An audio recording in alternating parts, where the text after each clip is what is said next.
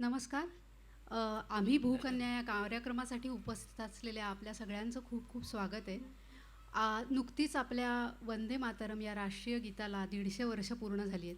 त्यामुळे आपण 2 मिनटं उभं राहून आधी वंदे मातरमसाठी उभं राहूया. मग आम्ही ॲडजस्ट होतो आणि आपण लगेच कार्यक्रमाला सुरुवात करूया.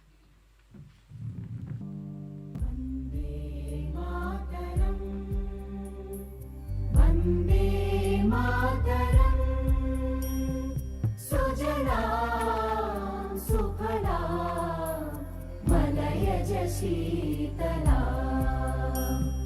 सस्यश्यामलां मातरं वन्दे मातरम् शुभ्रज्योत्स्ना पुलकितयामिनी पुल्लकुसुमित द्रुमदलशोभिनी सुहासिनी सुमधुरभाषिणी सुखदां वरदां मातरं वन्दे मातरं वन्दे मातरम्.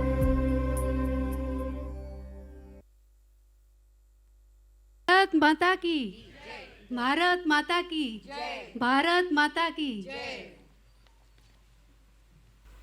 आम्ही भूकन्या या कार्यक्रमाला उपस्थित असलेल्या आपल्या सगळ्यांचं मी अनघा जोगळेकर आणि माझ्या सर्व सहकलाकार मनापासून स्वागत करतो. तुमच्यासाठी आपण सुरुवातीलाच थोड्या जोरदार टाळ्या वाजवूया, म्हणजे तुम्ही वाट बघत इतक्या वेळ थांबला आहेत. आम्हाला खूप आनंद आहे की तुम्ही सगळे आज आवर्जून इथे आलात. आमच्या या कार्यक्रमाचं स्वरूप साधारण तुमच्या लक्षात आलं असेल की विविध क्षेत्रातल्या कर्तृत्ववान महिलांबद्दल महिलांनी सादर केलेला हा कार्यक्रम आहे. नुकताच आपण महिलांच्या क्रिकेटमध्ये विश्वचषक जिंकला. त्या आपल्या भारतीय टीमसाठी आपण पुन्हा एकदा जोरदार टाळ्या वाजवूया आणि त्यांचं अभिनंदन करूया की पहिला चषक आत्ता आपल्या देशात त्यांनी जिंकून आणलेला आहे. आजच्या कार्यक्रमाला आम्ही सुरुवात करतोय. माझी माय सरस्वती, माझी माय सरस्वती मला शिकविते बोली, लेक बहिणाच्या मनी किती गुपित पेरली. मराठमोळ्या बहिणाबाईंच्या या ओव्या म्हणजे आपल्या आजच्या कार्यक्रमाची जणू नांदीच. आपल्या या मराठी मातीत जन्माला आलेल्या, घडलेल्या आणि आपल्या कर्तृत्वानी त्या त्या क्षेत्रात पहिल्या ठरलेल्या लेकींच्या गोष्टी, त्यांच्या मनीचं गूज, त्यांच्या मनातलं गुपित आम्ही आज तुमच्यासाठी घेऊन आलो आहोत. कार्यक्रमाचं नाव अर्थातच तेजस्विनी प्रस्तुत आम्ही भूकन्या. भूकन्या ही उपमा मातीतून जन्मलेल्या आणि मातीतच विलीन झालेल्या सीतामाईला समर्थ रामदासांनी दिली. आजच्या कार्यक्रमातल्या या मराठी लेकीसुद्धा या मातीत जन्माला आल्या आणि या मातीचे, भूमीचे पांग फेडून गेल्या. म्हणूनच त्यांना केवळ सामान्य भूमिकन्या म्हणता येत नाही, त्यांना म्हणावं लागतं आजच्या नव्या युगातल्या दैवी भूकन्या, अगदी सीतामाईसारख्या. अशाच 5 दैवी भूकन्यांच्या प्रेरणादायी कथा आम्ही आज तुमच्या पुढे सादर करणार आहोत. फक्त महाराष्ट्रालाच नाही तर संपूर्ण देशाला, जगाला अभिमान वाटावा असं पथदर्शी कार्य करणारी अनेक उत्तुंग व्यक्तिमत्व मराठी भूमीत जन्माला आली. शस्त्र, शास्त्र, संस्कृती, धर्म, साहित्य, राजकारण, क्षेत्र कुठलंही असू देत, त्या त्या क्षेत्रात आपल्या ह्या मराठी मंडळींनी अगदी झेंडा फडकवला. मग आपल्या मराठी लेकीसुद्धा यात मागे कशा राहतील बरं? तुम्हाला ठाऊकही नसेल, पण भारतात, आपल्या देशात अनेक क्षेत्रातलं महिलांचं पहिलं पाऊल पडलं आहे तेच मुळी आपल्या या मराठी लेकींचं. हिंदवी स्वराज्याचं स्वप्न पाहणाऱ्या आणि ते संस्कार आपल्या मुलावर करणाऱ्या द्रष्ट्या राजमाता जिजाऊ, पहिल्या महिला डॉक्टर आनंदीबाई जोशी, पहिल्या चित्रपट अभिनेत्री दुर्गाबाई कामत, पहिल्या महिला पदवीधारक कॉर्नेलिया सोराबजी, पहिल्या महिला रिक्षाचालक शीला डावरे, पहिल्या महिला प्रवासी रेल्वे चालक सुरेखा यादव ते अगदी आत्ताच्या पहिल्या महिला राष्ट्रपती प्रतिभाताई पाटील. विविध क्षेत्र आणि त्या क्षेत्रात महिलांच्या सहभागाची मुहूर्तमेढ रोवणाऱ्या ह्या सगळ्या मराठी मुली. महाराष्ट्राचं, मराठी मातीचं नाव या मुलींनी, या भूकन्यांनी इतिहासाच्या पानावर अगदी अजरामर केलं. त्या प्रत्येकीचा प्रवास खरोखरी प्रेरणा देणारा आहे. प्रत्येक क्षेत्रात प्रवेश करणारी पहिली महिला म्हणून त्यांचा प्रवास खडतर होता. त्यांना संघर्ष करावा लागला. समाजातून त्यांना कधी विरोध झाला तर कधी त्यांचा छळही झाला. समाजाच्या निंदेलाही त्यांना सामोरं जावं लागलं. पण कुठेही न डगमगता, ध्येयापासून विचलित न होता या सर्व महिलांनी आपल्या कामातूनच सर्वांना उत्तर दिलं. मुक्ताबाईंनी जसं ज्ञानेश्वरांना सांगितलं, योगी पावन मनाचा, साही अपराध जनाचा, विश्वरागे झाले वन्ही, संत सुखे व्हावे पाणी, चिंता क्रोध मागे सारा, ताटी उघडा ज्ञानेश्वरा, जीभ दातांनी चावली, कोणी बत्तीशी तोडली, मन मारुनी उन्मन करा, ताटी उघडा ज्ञानेश्वरा. ज्ञानदेवाची ज्ञानोबा माऊली व्हावी म्हणून मुक्ताईंनी त्यांना हे युक्तीचे बोल सांगितले. खरं तर त्यांनी सांगितलेला हा कानमंत्र म्हणजे स्त्रियांच्या उपजत मातृभावाचं, क्षमाशीलतेचं द्योतक नाही का? आजच्या कार्यक्रमात आम्ही तुमच्या पुढे ज्या भूकन्या सादर करणार आहोत त्या साऱ्या भूकन्या अशाच आहेत. क्षमाशील, आपल्या ध्येयाला आयुष्य समर्पित केलेल्या आणि समाजहितासाठी अखंड झटणाऱ्या. एवढंच नव्हे तर त्या आहेत त्यांच्या क्षेत्रात पाऊल ठेवणाऱ्या पहिल्या वहिल्या महिला. त्यांनी आपल्या क्षेत्रात पहिलं पाऊल टाकलं आणि तिथेच त्या थांबल्या असं नाही हं, तर निष्ठेनी त्या मार्गावरून त्या चालत राहिल्या. त्यांच्या या निष्ठेनी समाजात बदल घडले, नवे पायंडे पडले आणि समाज प्रबोधनही घडलं. समाजातल्या अशा सकारात्मक बदलांचा पाया रचणाऱ्या या भूकन्या म्हणूनच एका अर्थाने समाजसुधारकसुद्धा आहेत. आज सादर होणाऱ्यांपैकी कोणी भूकन्या तुम्हाला फक्त ऐकून माहीत असेल, कोणी तुम्हाला नव्यानेसुद्धा भेटेल. आपल्या देवघरात पूजली जाणारी एखादी भूकन्या तुमच्यासमोर येऊन तिची कथा सांगेल, तर एखादीची कथा ऐकताना ती तुम्हाला अगदी तुमच्या आईसारखी सुद्धा वाटेल. या सगळ्या भूकन्यांच्या गोष्टी प्रेरणादायक आहेतच, पण आज आपण जाणून घेणार आहोत त्यांचा प्रवास, त्यांचा संघर्ष आणि सगळ्यात महत्त्वाचं म्हणजे खरं तर त्यांच्या ध्यासाची गोष्ट. ती ऐकताना आपल्याला जाणवेल की ह्या साऱ्या भूकन्या प्रामाणिकपणाने आपलं काम करत, आपल्यातल्या बाईपणाला, आईपणाला जपत आयुष्यभर समाजाला देत राहिल्या. त्यांनी त्यांच्या काळात त्या त्या क्षेत्रात एक छोटी पायवाट तयार केली आणि आज त्या पायवाटेचा अगदी महामार्ग तयार झाला आहे. त्या मार्गावरून ह्या भूकन्यांच्या पुढच्या पिढ्या म्हणजे आपण सारे आता निर्धोकपणे मार्गक्रमणा करत आहोत. अशा या कर्तृत्ववान भूकन्यांना भेटायला, त्यांचा प्रवास त्यांच्याच तोंडून ऐकायला तुम्हीही उत्सुक आहात. तेव्हा चला भेटूया मराठी मातेतल्या अस्सल 52 कशी या तेजस्वी लेकींना. या लेकींना भेटण्याआधी एक छोटीशी सूचना करते. आपण सगळे सुजाण जाणकार प्रेक्षक आहात. आपले आपले मोबाईल आपण सायलेंटवर केलेलेच असतील. जर चुकून विसरला असाल तर आत्ता ही वेळ आहे की तुम्ही करून घ्या. तोवर मी पहिल्या भूकन्याची तुम्हाला ओळख करून देते. आजच्या कार्यक्रमाची सुरुवात आपण करणार आहोत एका धडाडीच्या भूकन्येपासून. तिची गोष्ट आहे 100 वर्षांपूर्वीची, पण आजही तितकीच लागू होणारी. कारण तिने लावलेला एक शोध आपल्या आता रोजच्या जीवनाचा भाग झाला आहे. कोण आहे बरे ही भूकन्या? स्वातंत्र्यापूर्वीच्या भारतात शास्त्रज्ञ होण्याचं स्वप्न या भूकन्येनं पाहिलं आणि ते साकारही केलं. पोषणशास्त्रज्ञ असा शब्द कधी ऐकला आहेत का तुम्ही? किंवा भारतात अन्नातील भेसळ या बाबतीत कोणी संशोधन केलं आहे? किंवा अगदी सध्याचा हॉट विषय म्हणजे आपल्या प्रत्येक घरात हल्ली ऐकू येतो तो प्रोटीन शेक. तर या प्रोटीन शेकमधली प्रोटीन म्हणजे प्रथिनं दुधात, कडधान्यात भारतात कोणी शोधली? किंवा अगदी म्हशीचं दूध मातेच्या दुधाप्रमाणे पौष्टिक करण्याची प्रक्रिया शोधण्याचं काम कोणी केलं? मी सांगते, ते काम केलं आहे एका मराठी महिलेनी. तुम्हाला ह्याची कल्पनासुद्धा नसेल, पण तिचं कार्य एवढंच मर्यादित नाही आहे बरं का. तिचं कार्य ह्याच्यापेक्षा कितीतरी पट मोठं आहे. म्हणूनच आज या कार्यक्रमाची सुरुवात या भूकन्येपासून आपण करणार आहोत. 18 जून 2023 रोजी तिच्या 112व्या जयंतीला गुगलने चक्क डूडल तयार करून तिला मानवंदना दिली आहे.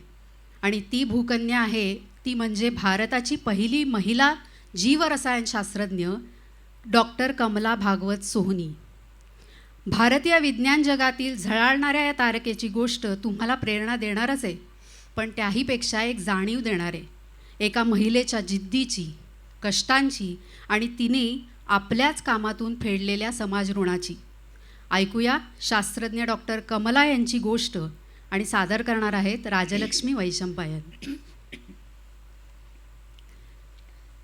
ऐरणीच्या देवा तुला ठिणगी ठिणगी वाहू दे, आभाळागत माया तुझी आम्हावरी राहू दे,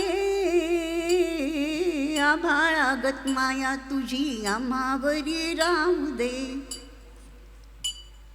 सुख थोडं दुःख भारी दुनिया ही भली बुरी, सुख थोडं दुःख भारी दुनिया ही भली बुरी. घाव बसल घावावरी सोसायाला झुंजायाला अंगी बळ येऊ दे, आभाळागत माया तुझी आम्हावरी राहू दे. ऐरणीच्या देवा तुला ठिणगी ठिणगी वाहू दे, आभाळागत माया तुझी आम्हावरी राहू दे, राहू दे, राहू दे. जोरात टाळ्या वाजवल्या तरी काही हरकत नाही. नमस्कार मंडळी, मी कमला माधव सोहनी. विज्ञान क्षेत्रात PhD मिळवणारी मी पहिली भारतीय महिला. माझा जन्म 18 जून 1911 मध्य प्रदेशातील इंदूर येथे मराठमोळ्या भागवत कुटुंबात झाला. आमचं भागवत घराणं सुशिक्षित आणि पुढारलेल्या विचारांचं. माझे आजोबा राजाराम शास्त्री उत्तम तत्त्वज्ञ आणि शिक्षक होते, तर माझ्या आजीचं त्या काळात इंग्रजीवर प्रभुत्व होतं. माझे वडील नारायणराव आणि काका माधवराव बंगलोरच्या नामांकित संशोधन संस्थेत म्हणजे टाटा इन्स्टिट्यूट संस्थेत कार्यरत होते. माझी बहीण दुर्गा भागवत तर तुम्हाला माहिती आहेच, मराठी साहित्यातील एक अग्रणी नाव. असं कर्तृत्ववान भागवत कुटुंब म्हणजे माझं माहेर. माझ्या माहेरचा हा विज्ञान क्षेत्राचा संशोधनाचा वसा घ्यावा असं मला वाटलं नसतं तरच नवल. पुढे 1933 साली मी रसायनशास्त्रातील पदवी अभ्यासक्रमात मुंबई विद्यापीठात पहिली आले आणि आत्मविश्वासाने बाबा आणि काका होते त्याच संस्थेत रिसर्च फेलोशिपसाठी अर्ज केला. आता ती संस्था इंडियन इन्स्टिट्यूट ऑफ सायन्स म्हणजेच IISc म्हणून ओळखली जाते. तिथे प्रवेश मिळणारच अशी मला खात्री होती आणि जेव्हा मला चक्क प्रवेश नाकारल्याचं पत्र मिळालं तेव्हा मला मोठा धक्काच बसला. पत्रातील कारण आणि त्याखाली संस्थाचालकांची सही बघून तर मी सरदच झाले. त्या संस्थेचे तेव्हाचे संचालक होते नोबेल पारितोषिक विजेते CV रामन आणि नाकारण्याचं कारण होतं तुम्ही महिला आहात, विज्ञान क्षेत्रात संशोधन करण्यासाठी महिला असमर्थ आणि म्हणून नकार. रामन सर हे विज्ञान क्षेत्रातलं मोठं नाव जरी असलं तरी त्यांचे महिलांबद्दलचे विचार तेव्हा अत्यंत मागासलेले होते. इतक्या मोठ्या पदावर असलेल्या माणसाची ही मनोवृत्ती चीड येण्यासारखीच होती. का म्हणून आमच्या सक्षमतेवर प्रश्नचिन्ह, प्रगतीच्या मार्गावर ही अशी अडवणूक, हे फुकाचे प्रतिबंधात्मक अडथळे. या मानसिकतेला चोख उत्तर देण्यासाठी प्रत्येक वेळी आम्हा स्त्रियांना आपलं कर्तृत्व सिद्धच करून दाखवावं लागतं. जिजाबाई, राणी लक्ष्मीबाई, ताराराणी, महाराणी येसूबाई यांच्यासारख्या लढवय्या स्त्रियांचे संस्कार आमच्यावर झाले आहेत ही आठवण समाजाला करून द्यावी लागते. स्त्रियांनी जिंकलेल्या इथवरच्या साऱ्या लढ्यांना स्मरून मीही निश्चय केला की आपण संस्थेत प्रवेश मिळवायचाच. काय वाटेल ते करावं लागलं तरी चालेल, फक्त या लढाईचा माझा मार्ग सत्याग्रहाचा होता. तो काळच होता अहिंसेच्या मार्गाने ध्येय साध्य करण्याचा. मग मी सरळ संस्थेच्या बाहेर सत्याग्रहाला बसले. शेवटी रामन सरांना माझी दखल घ्यावीच लागली. त्यांनी मला बोलावलं आणि सांगितलं की तुला प्रवेश मिळेल. माझ्या आनंदाला पारावार राहिला नाही. पण सरांनी मला तिथेच अडवलं आणि सांगितलं की प्रवेशासाठी तुला काही अटी मान्य कराव्या लागतील. मी इतकी खुश होते की मनातल्या मनात सगळ्या अटी मी आधीच मान्य करून टाकल्या. पण जेव्हा मी अटी ऐकल्या तेव्हा मला कळलं की या साध्यासुध्या अटी नव्हत्या. त्या अत्यंत अपमानास्पद आणि जाचक अटी होत्या. पहिली अट, प्रोफेसर श्रीनिवासय्या यांच्या हाताखाली मला काम करावे लागेल. दुसरी अट, ते सांगतील ते काम बिनबोभाट करावे लागेल. तिसरी अट, पहाटे 5 ते रात्री 10 या वेळेत संशोधनासाठी झोकून द्यावे लागेल. चौथी अट, 1 वर्ष फक्त उमेदवारी म्हणजे प्रोबेशन. या कालावधीतील काम पदव्युत्तर वर्षात म्हणजे PhDसाठी विचारात घेतले जाणार नाही. म्हणजे माझे 1 वर्ष वाया जाणार. शिवाय हे काम पसंतीस अर्थात रामन सरांच्या पसंतीस उतरले तरच पुढचा विचार केला जाईल. आणि 5वी अट म्हणजे पुरुष संशोधकांपासून लांब राहावे लागेल. त्यांचे मन विचलित करेल अशी वर्तणूक असता कामा नये. ह्या अटी ऐकून माझा निश्चय अधिकच दृढ झाला. मी ठरवलं, मला संशोधक शास्त्रज्ञ व्हायचा असेल तर हा अपमान गिळून टाकायचा आणि कामाला लागायचे. मी सर्व अटी मान्य केल्या आणि अशा तऱ्हेने माझा संस्थेत प्रवेश झाला. मात्र पहिल्याच दिवशी माझी फजिती झाली. घड्याळाचा गजर पहाटे झालाच नाही आणि माझी ठरलेली 5ची वेळ चुकली. मी संस्थेत पोचले तो पायऱ्यांवरच प्रोफेसर श्रीनिवासय्या दत्त म्हणून हजर. शिस्तप्रिय श्रीनिवासय्यांनी हातातलं घड्याळ दाखवत माझं स्वागत केलं. मला म्हणाले, कुमारी भागवत, 5 वाजता काम सुरू होतं, तेव्हा तुम्हाला 4:45 वाजता लॅबमध्ये हजर व्हावं लागेल. पुन्हा हे सांगण्याची वेळ येऊ नये अशी आशा करतो. खरं तर मीही तशी शिस्तच पाळणारी. या प्रसंगानंतर मात्र मी जास्तच काळजी घ्यायला लागले. आपल्या एकेका हालचालीवर आपले पुढचे भविष्य अवलंबून आहे या जाणीवेने वागायला सुरुवात केली. लॅबमधलं काम करण्याचा उत्साह तर होताच, पण ताणही होता. तेव्हा स्वतःला शारीरिक आणि मानसिकदृष्ट्या तंदुरुस्त ठेवण्यासाठी मी 4 ते 6 2 तासांचा वेळ मागून घेतला. त्या वेळात मी टेनिस खेळायचं ठरवलं. माझी ही साधी मागणी वजा अटच होती म्हणा ना.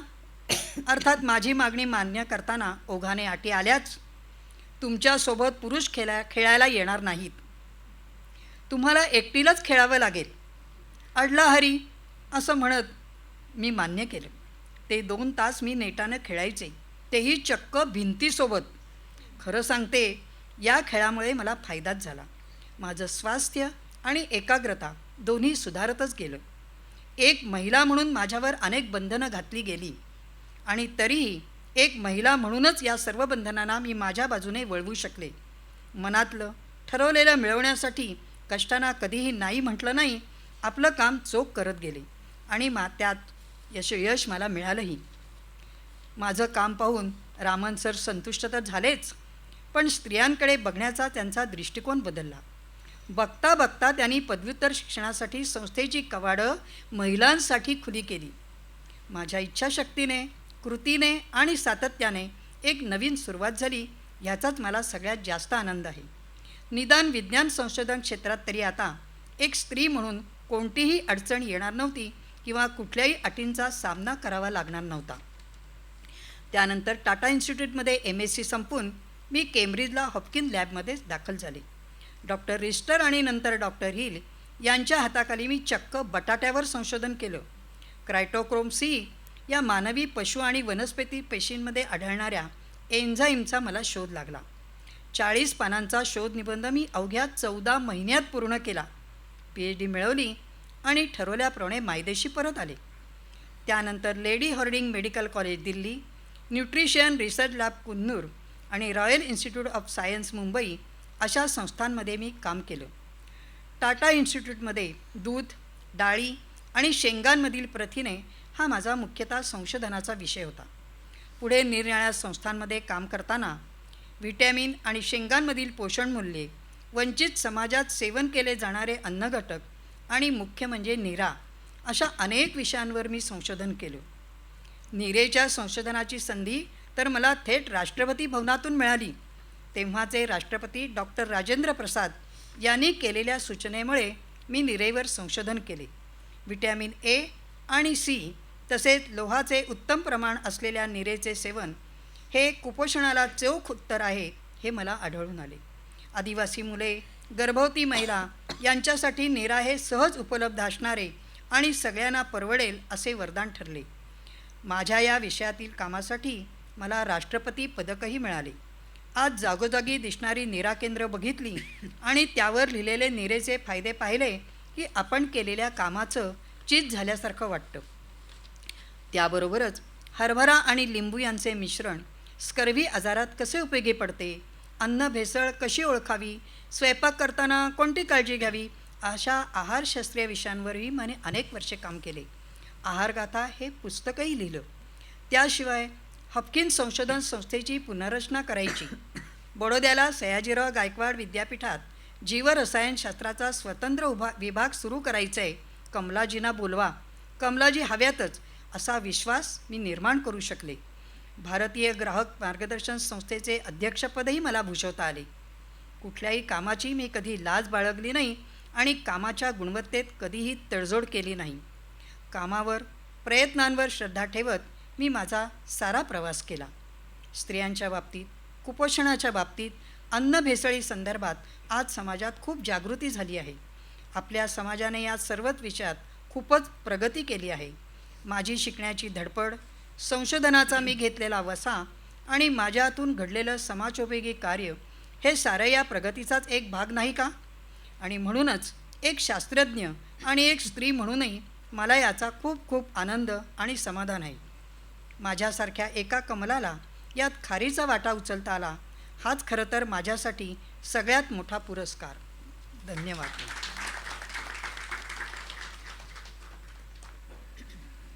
समाजाला आपल्या कामातून, संशोधनातून काहीतरी उपयोगी देता आलं पाहिजे, म्हणजे आपल्या साऱ्या श्रमांचं सार्थक झालं, हे ब्रीदवाक्य मानणारी ही एक थोर संशोधिका.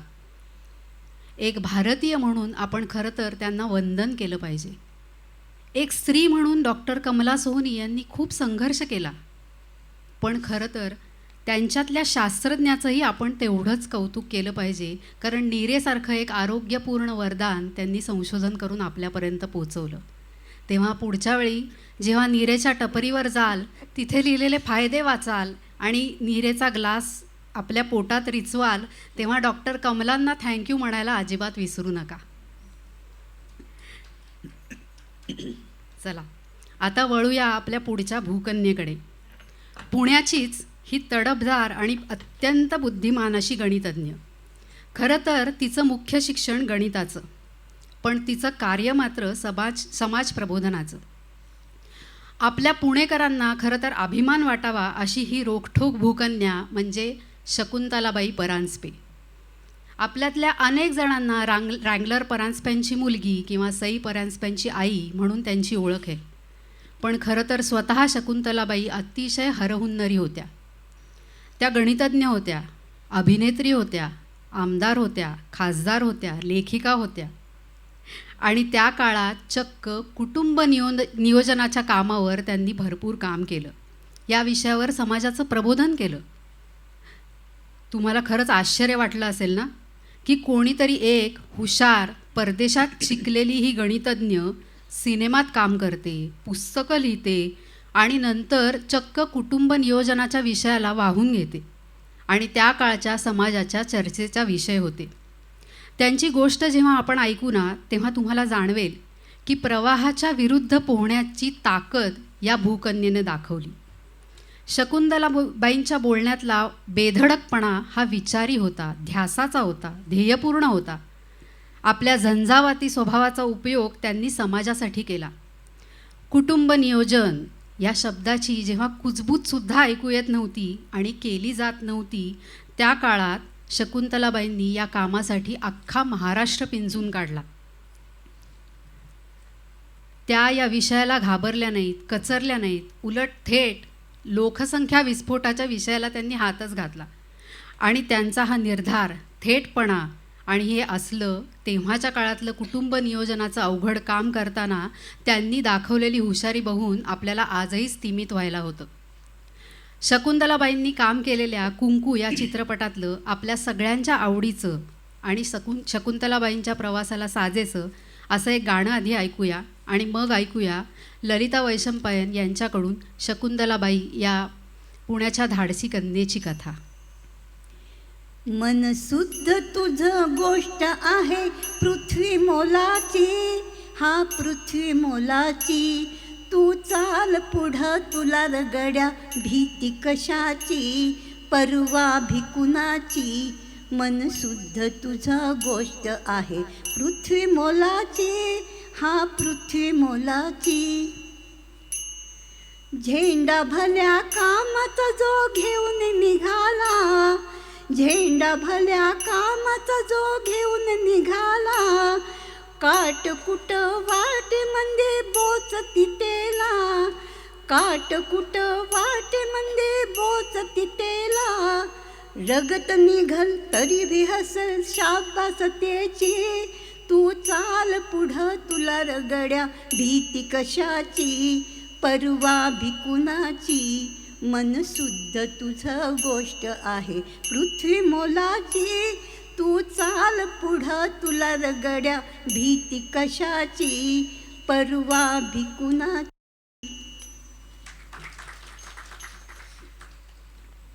नमस्कार, मी शकुंतला परांजपे. बोल्ड, बिनधास, ब्युटिफुल हे 3 शब्द आजही तुमच्या उंचावलेल्या भुवयांवर कोरलेले मला दिसत आहेत. रँगलर परांजपे यांची स्पष्टवक्ती बेधडक मुलगी म्हणजे मी शकुंतला, एका रशियन माणसाशी लग्न करून काडीमोड घेणारी, स्वतःला आणि आपल्या मुलीला माहेरचं नाव देणारी, समस्त पुण्यात चर्चेचा विषय झालेली, हो तीच मी शकुंतला. पण माझी ओळख एवढीच सीमित ठेवली तर ते मात्र मला मान्य नाही हं.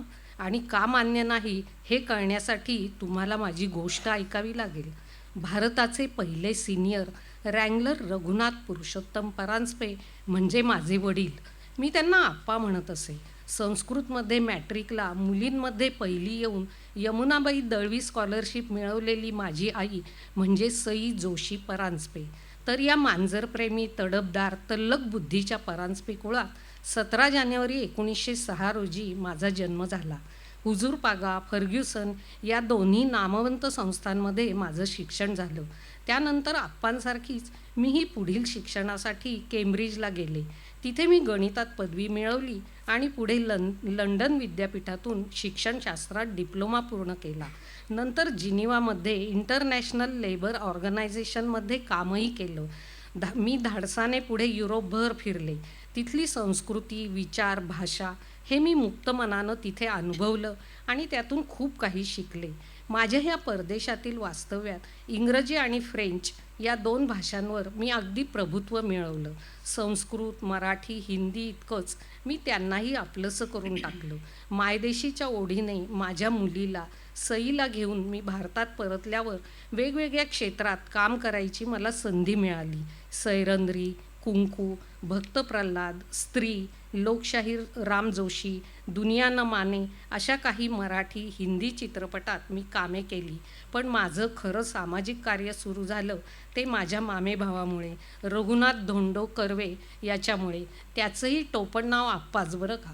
तर हा आप्पा संतती नियमन या विषयावर खूप वर्षे काम करत होता, परंतु त्याला म्हणावे तसे काही यश मिळत नव्हते. मी त्याला कारण विचारलं तसा तो म्हणाला, अगं शकू, मी पडलो पुरुष, त्यामुळे स्त्रियांपर्यंत हा विषय पोचवायला अडचण येते आणि त्यात मला लिहायला येतं, बोलायला फारसं जमत नाही, तू करशील का हे काम? मी त्याला म्हणाले, मला आधी आप्पांची परवानगी घ्यायला हवी. समाजासाठीच्या इतक्या महत्त्वाच्या कामाला आप्पांनीही लगेच परवानगी दिली.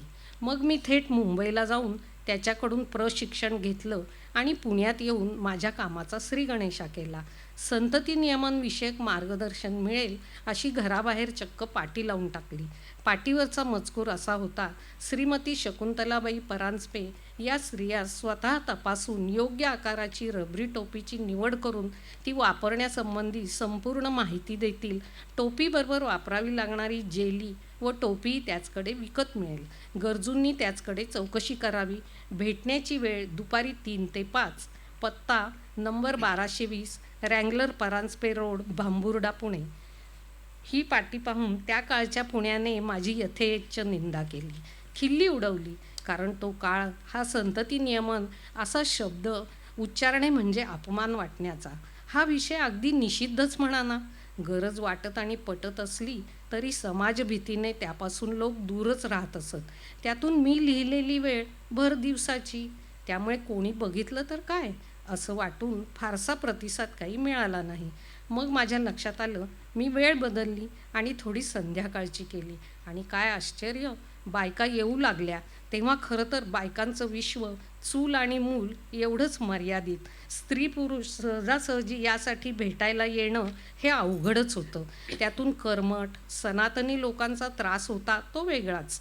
अशा वेळी हे कार्य गरजेचं असलं तरी घडणार कसं आणि वाढणार कसं हा प्रश्न होता. मग मीही जिद्दीला पेटले. काही ना काही उपाय शोधून मी हर तऱ्हेने लोकांपर्यंत पोहोचून त्यांना माहिती देत होते. एकदा ह्याचे महत्त्व आणि उपयोग पटायचा अवकाश, माणसे आपोआप जोडली जायची. संतती जास्त म्हणजे गरिबी, रोगराई ह्या सगळ्याला निमंत्रण हे अनुभवाने सर्वांना ठाऊक होतं.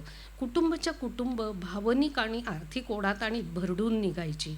त्यामुळे संतती नियमन करता येऊ शकतं हे कळणं हे खरंच एखाद्या वरदानासारखं वाटे. खेडोपाडी तर ह्या प्रशिक्षणाची जास्त आवश्यकता होती. त्यामुळे मी खेडोपाडी जाऊन प्रात्यक्षिक दाखवू लागले, प्रबोधन करू लागले. एकदा एका गावात मी गेले आणि तिथे गंमतच झाली. चावडीवर फक्त पुरुषच हजर. मी विचारलं तर मला सांगितलं की बायका चावडीवर येत नाहीत. मी स्पष्टपणे सांगून टाकलं, कुटुंब स्त्री पुरुष दोघांचं. तेव्हा बायका नसतील तर मी काहीही सांगणार नाही.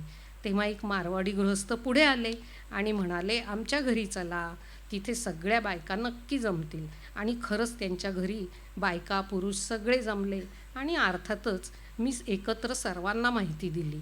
हळूहळू हे काम एकटीचं उरलं नाही. आता एक टीम, एक संच करायला हवा होता. शस्त्रक्रिया झालेले, संतती नियमन केलेले, सर्व जाती धर्माचे, सर्व वर्गातले स्त्री पुरुष ह्यांना कार्यकर्ते म्हणून मी तयार केले. आणि हो, हेही मी बरोबर हेरून ठेवलं की ह्या कार्यकर्त्यांना फर्मास बोलता येतं. यातली एक स्त्री आणि एक पुरुष मी सोबत घेऊन जायचे. ही प्रशिक्षित टीम माहिती तर सांगायचीच, पण स्वतःचे अनुभवही सांगायची. त्यातल्या आमच्या काशीबाई तर म्हणायच्या, हाती नाही बळ, दारी नाही आड, त्याने फुलझाडं लावू नयेत. जगदाळे नावाचे बस कंडक्टर होते. ते सांगायचे, अहो आम्हाला काही त्रास झाला नाही, तसा तुम्हालाही काही त्रास होणार नाही. ऑपरेशन नंतर बी माझा आणि बायकोचा संसार सुखाचा चालू आहे. माझी ही युक्ती अगदी नामी ठरली. आपल्यासारख्याच लोकांनी शस्त्रक्रिया करून घेतली आहे हे पाहून लोकांना धीर येत असे. मग ते निर्धास्तपणे शस्त्रक्रियेसाठी तयार होत असत. दिलेली साधनं वापरत असत. 1 वर्ष तर ठरवून मी फक्त मुस्लिम कुटुंबांकरताच काम केले. त्यालाही अतिशय चांगला प्रतिसाद मिळाला. कार्य विस्तारत होते. समाजात हळूहळू ही संकल्पना रुजत होती. सरकारनेही माझ्या या कामाची दखल घेतली. सुरुवातीला खेडोपाडी मला पोचता यावे म्हणून मला जीप गाडी उपलब्ध करून देण्यात आली. महाराष्ट्र विधान परिषद आणि नंतर राज्यसभा या दोन्ही सदनात संतती नियमन या कार्याच्या प्रचारासाठी माझी नियुक्ती करण्यात आली. जागतिक बँक, फोर्ड फाउंडेशन, जागतिक आरोग्य संघटना या संस्थांकडूनही मला सल्लागार म्हणून नियुक्त केले गेले. या सगळ्या कामाच्या व्यापात ब्रिज खेळायची आवड मी जोपासली आणि थोडं लेखनही केलं. आप्पा ऑस्ट्रेलियात राजदूत असताना आम्ही तिथे राहिलो. त्या वास्तव्यावरचं 3 इयर्स इन ऑस्ट्रेलिया तसंच सेन्स अँड नॉनसेन्स हे मी इंग्रजीत लिखाण केलं. देशविदेशीच्या लोककथा, भिल्लिणीची बोरं, काही आंबट काही गोड, पांघरलेली कातडी असं थोडंफार मराठीतही लिहिलं. काही लेखही लिहिले. सईच्या संगोपनातही आई म्हणून मी कुठे कमी पडले नाही. शिस्तीने तिला वाढवलं आणि तेवढेच तिचे लाडही केले. रोज 1 पान लिहायचं, संस्कृतची स्तोत्र पाठ करायची, अशी जबरदस्ती मी तिच्यावर करत होते. पण तेव्हाच अगदी तिने 8व्या-9व्या वर्षी लिहिलेलं मुलांचा मेवा हे पुस्तकही मी प्रकाशित केलं. तिच्या बाहुलीच्या लग्नाला अगदी खराखुरा बँड घोडा आणून वाजत गाजत वरातसुद्धा काढली. उत्तमातील उत्तम माझ्या मुलीला देताना तिचा पाया पक्का होईल, तिला निरनिराळे अनुभव मिळतील असाच मी प्रयत्न केला. भारतात संतती नियमनाचे काम नेटाने करणारी मी पहिली महिला ठरले. 1991 साली भारत सरकारने पद्मभूषण देऊन मला सन्मानित केलं. चित्रपट क्षेत्रातील उत्कृष्ट कामासाठी माझ्या मुलीला सईलाई पद्मभूषण पुरस्कार प्रदान करण्यात आला. तुम्हाला गंमत सांगते, भारताचा हा तिसरा सर्वोच्च नागरी पुरस्कार मिळणाऱ्या आम्ही बहुधा एकमेव मायलेकी आहोत. प्रवाहाच्या विरुद्ध असलं तरी मला रुचेल, आवडेल, पटेल ते मी केलं आणि अगदी प्रामाणिकपणाने केलं. मग भले ते कोणाला आवडो न आवडो. आता तुम्ही मला बंडखोर म्हणा किंवा फटकळ म्हणा, हाती घ्याल ते तडीस न्या, ह्याच ध्येयाने मी माझं काम करीत राहिले. त्यामुळे तत्वासाठी, कामासाठी अगदी हटून बसणारी खमकी समाजसेविका म्हणजे शकुंतला परांजपे असं म्हणालात तरी काही हरकत नाही. धन्यवाद. शकुंतला परांजपे यांची गोष्ट ऐकताना हा काळ जवळपास 70-80 वर्षांपूर्वीच आहे. आता या विषयाचं महत्त्व उलटं झालं आहे. हम दो हमारा एक किंवा नाहीच. पण त्या काळात हे काम करणं किंवा समाजापुढे हा विषय आणणं मुळातच ही खूप मोठी गोष्ट होती. त्यामुळे एका अर्थाने प्रबोधनाचं काम जे सुरू झालं ते त्यांच्या भावानंतर पहिली महिला अशी होती की जी गावोगावी जाऊन हा विषय मांडायची. तुम्ही आत्ता ऐकलं की 3 पिढ्यांचा अतिशय उज्ज्वल वारसा या परांजपे कुटुंबाला मिळाला. प्रत्येकजण आपल्या आपल्या क्षेत्रातलं उत्तुंग व्यक्तिमत्व होतं. शकुंतला परांजपे यांनी स्वतःच्या कर्तृत्वाने आपली वेगळी ओळख निर्माण केली. आणि आत्ता ऐकताना तुम्हाला जाणवलं असेल की साधे कार्यकर्तेसुद्धा कोण निवडायचे याच्यातसुद्धा त्या किती चौकस होत्या आणि त्यांनी किती विचार केला होता की कोणाला पुढे बोलतं केलं की आपलं काम होणार आहे. त्यामुळे अशा कामासाठी आयुष्य वाहून घेतलेल्या शकुंतला बाई परांजपे यांचा सन्मान आपल्या सरकारने केला, जनतेने केला आणि आता आपण पुणेकर म्हणून त्यांनाही आपल्या विचारांमध्ये एक मानाचं स्थान नक्कीच देऊया.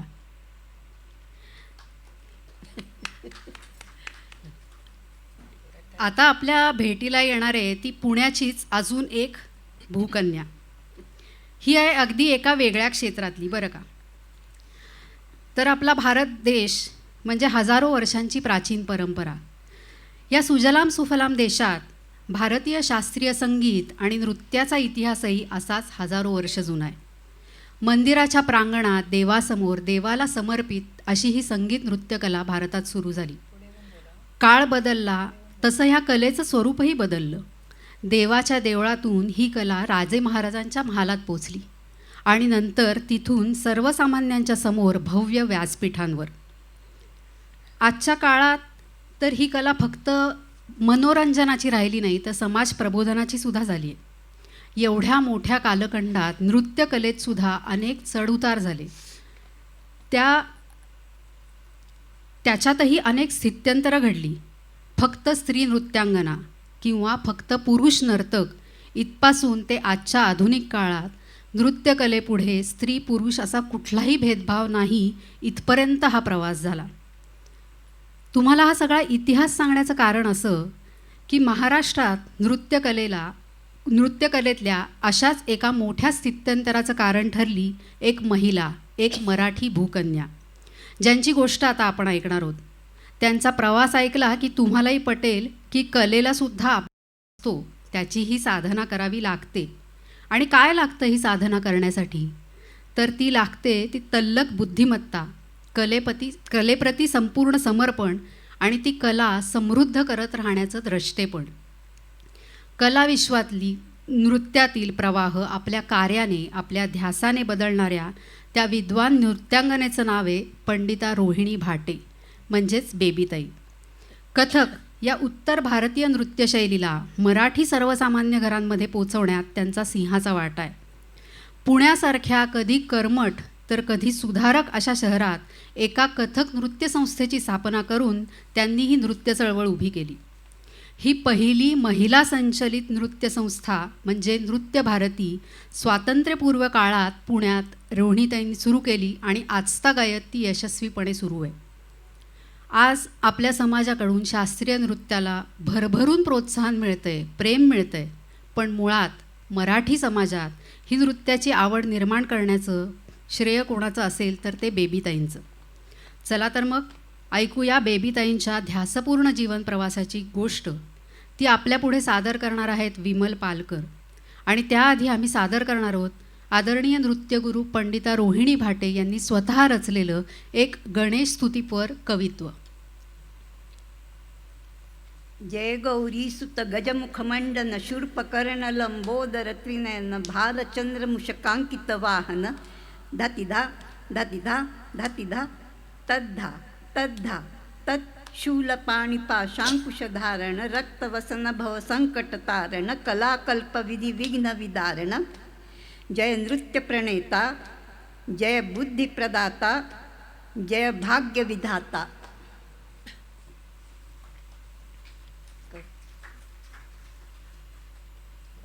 ता थैतत आ थैतत कथकचे हे बोल म्हणजे माझं सर्वस्व. नमस्कार, मी रोहिणी भाटे. नृत्य भारती या माझ्या संस्थेमुळे तुमच्यातल्या अनेक जण मला ओळखत असतील. आपल्या मराठी मध्यमवर्गीय घरातील लेकींना भारतीय शास्त्रीय नृत्य इथेच आपल्या पुण्यात शिकता यावं हे माझं स्वप्न होतं. नृत्य भारती म्हणजे त्याचं साकार रूप. ही संस्था आज फुलताना बहरताना दिसते आणि माझ्या डोळ्यासमोर माझ्या नृत्याचा सारा प्रवास तरळू लागतो. माझा जन्म पाटण्याचा म्हणजे बिहारचा 24 नोव्हेंबर 1924चा मध्यमवर्गीय कराडे ब्राह्मण कुटुंबात माझा जन्म झाला असला तरी माझे वडील मात्र प्रगतिशील विचारांचे. त्या काळच्या कर्मठ समाजात एका बालविधवेशी विवाह करणे ही काही सोपी गोष्ट नव्हती. ती त्यांनी करून दाखविली आणि कर्वे आश्रमातल्या एका विधवेशी म्हणजे माझ्या आईशी त्यांनी लग्न केलं. स्त्रियांना सर्व क्षेत्रात संधी मिळाली पाहिजे आणि प्रोत्साहन अर्थातच पुरुषांनी द्यायला हवं या मताचे माझे वडील होते. काळाच्या पुढे जाऊन त्यांनी स्वतःच्या आचरणातून हा पायंडा पाडला. त्यांच्या मुलींनी म्हणजे आम्ही 5 जणींनी तोच मार्ग स्वीकारला. साधारण 80-90 वर्षापूर्वी घरातील मुलींनी नृत्य करणे आणि तेही स्टेजवर जाऊन हे काही प्रतिष्ठेचे नव्हते. म्हणूनच कदाचित तेव्हा माझ्या मनात कुठेतरी नृत्य भारतीची बीजे रोवली गेली असतील. वडिलांच्या पाठिंब्यासोबत माझ्या नृत्यासाठी मला माझ्या आईनेही प्रोत्साहन दिले. अगदी आग्रहच धरला म्हणाना. माझा जन्म पाटण्याचा खरा, पण माझी कर्मभूमी पुणे. माझं शिक्षण आणि मुख्य म्हणजे माझ्या नृत्याची सुरुवात पुण्यातच झाली. तुम्हाला ऐकून आश्चर्य वाटेल, पण माझी सुरुवात चक्क भरतनाट्यम शिकण्याने झाले.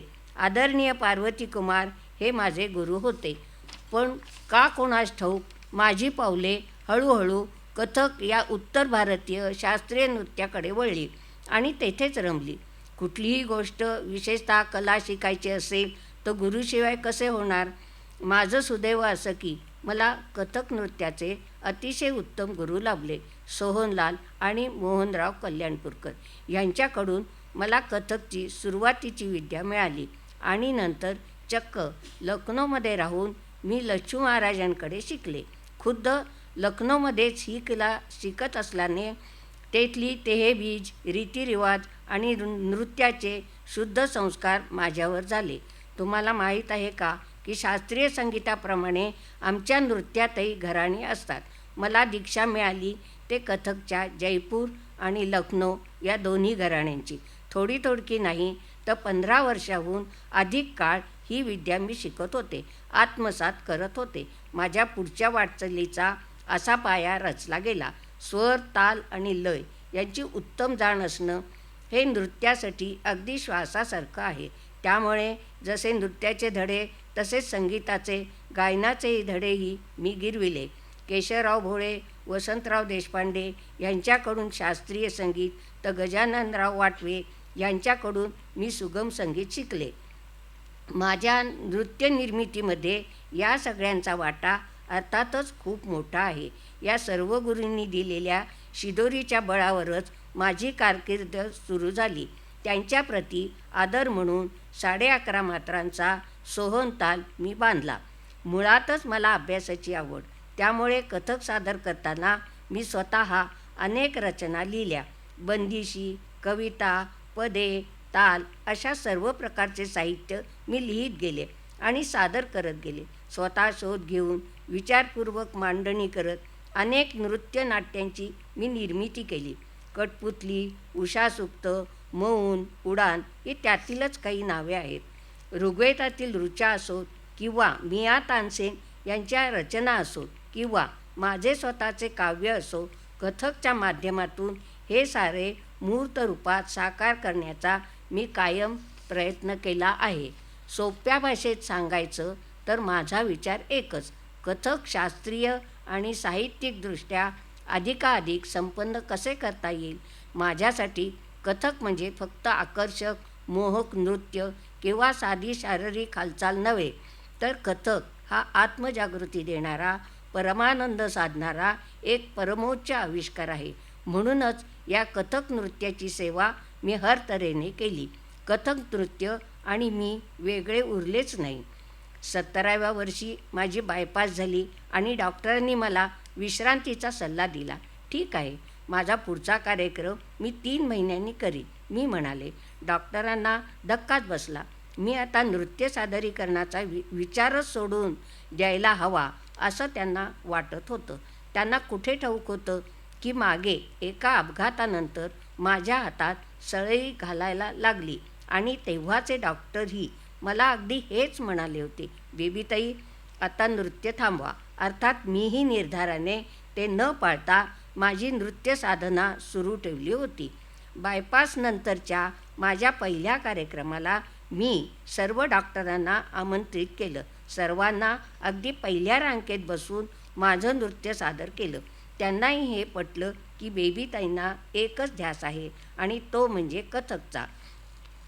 मी एक नृत्य कलाकार तर होतेच, शिवाय हा वारसा पुढच्या पिढीकडे सोपवणारी मार्गदर्शक गुरु देखील.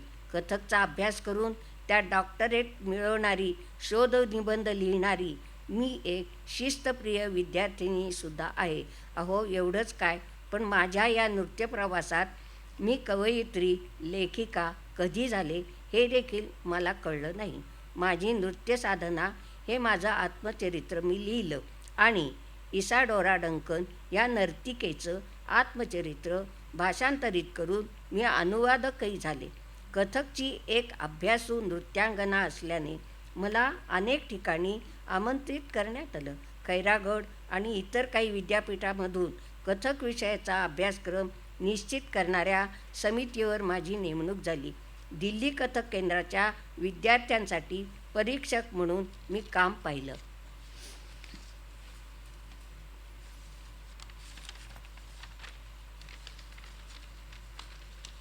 पुणे विद्यापीठाच्या ललित कला केंद्रात 1988 ते 2001 या काळात मी अभ्यागत व्याख्यातीसुद्धा होते.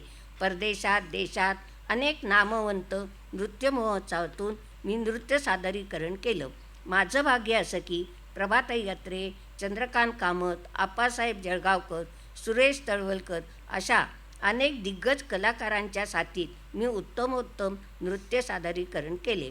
महाराष्ट्रातील पहिले महिला संचलित नृत्य संस्था म्हणजे 1947 साली मी सुरू केलेली माझी नृत्य भारती ही संस्था. नाहीतर माझ्या आधी बरेचसे या क्षेत्रातील महान कलाकार आणि गुरु हे पुरुषच होते. आता काळ बदलला आहे आणि आज मी पाहते आहे की महाराष्ट्रात मी एकटीने सर्वप्रथम सुरू केलेली हा स्त्री गुरुपदाचा मार्ग कितीतरी यशस्वी महिलांनी समृद्ध केलेला आहे.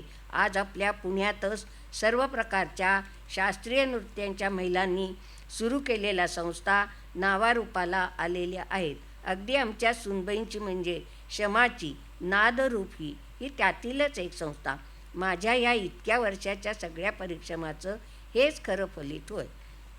महाराष्ट्र राज्याचा पुरस्कार, कालिदास सन्मान, महाराष्ट्र गौरव तसेच साहित्य अकादमीचा पुरस्कार अशा अनेक पुरस्कारांनी मला गौरवण्यात आलं.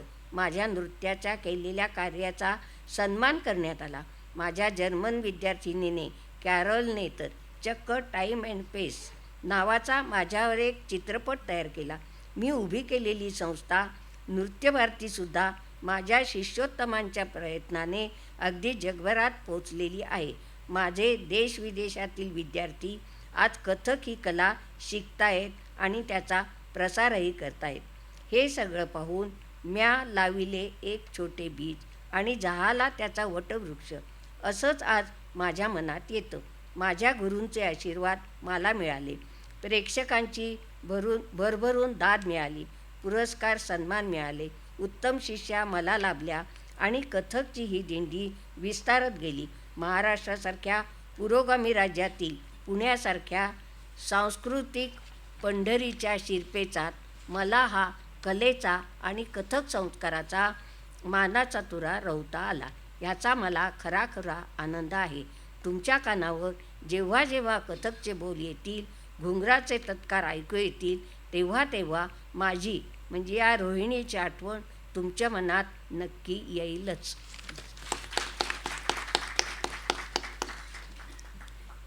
एखादा छंद फक्त छंद न राहता अख्खं जीवित कार्य कसा होऊ शकतो हे गुरु रोहिणी भाट्यांच्या अनुभवांमधनं आपल्याला नक्कीच शिकण्यासारखं आहे.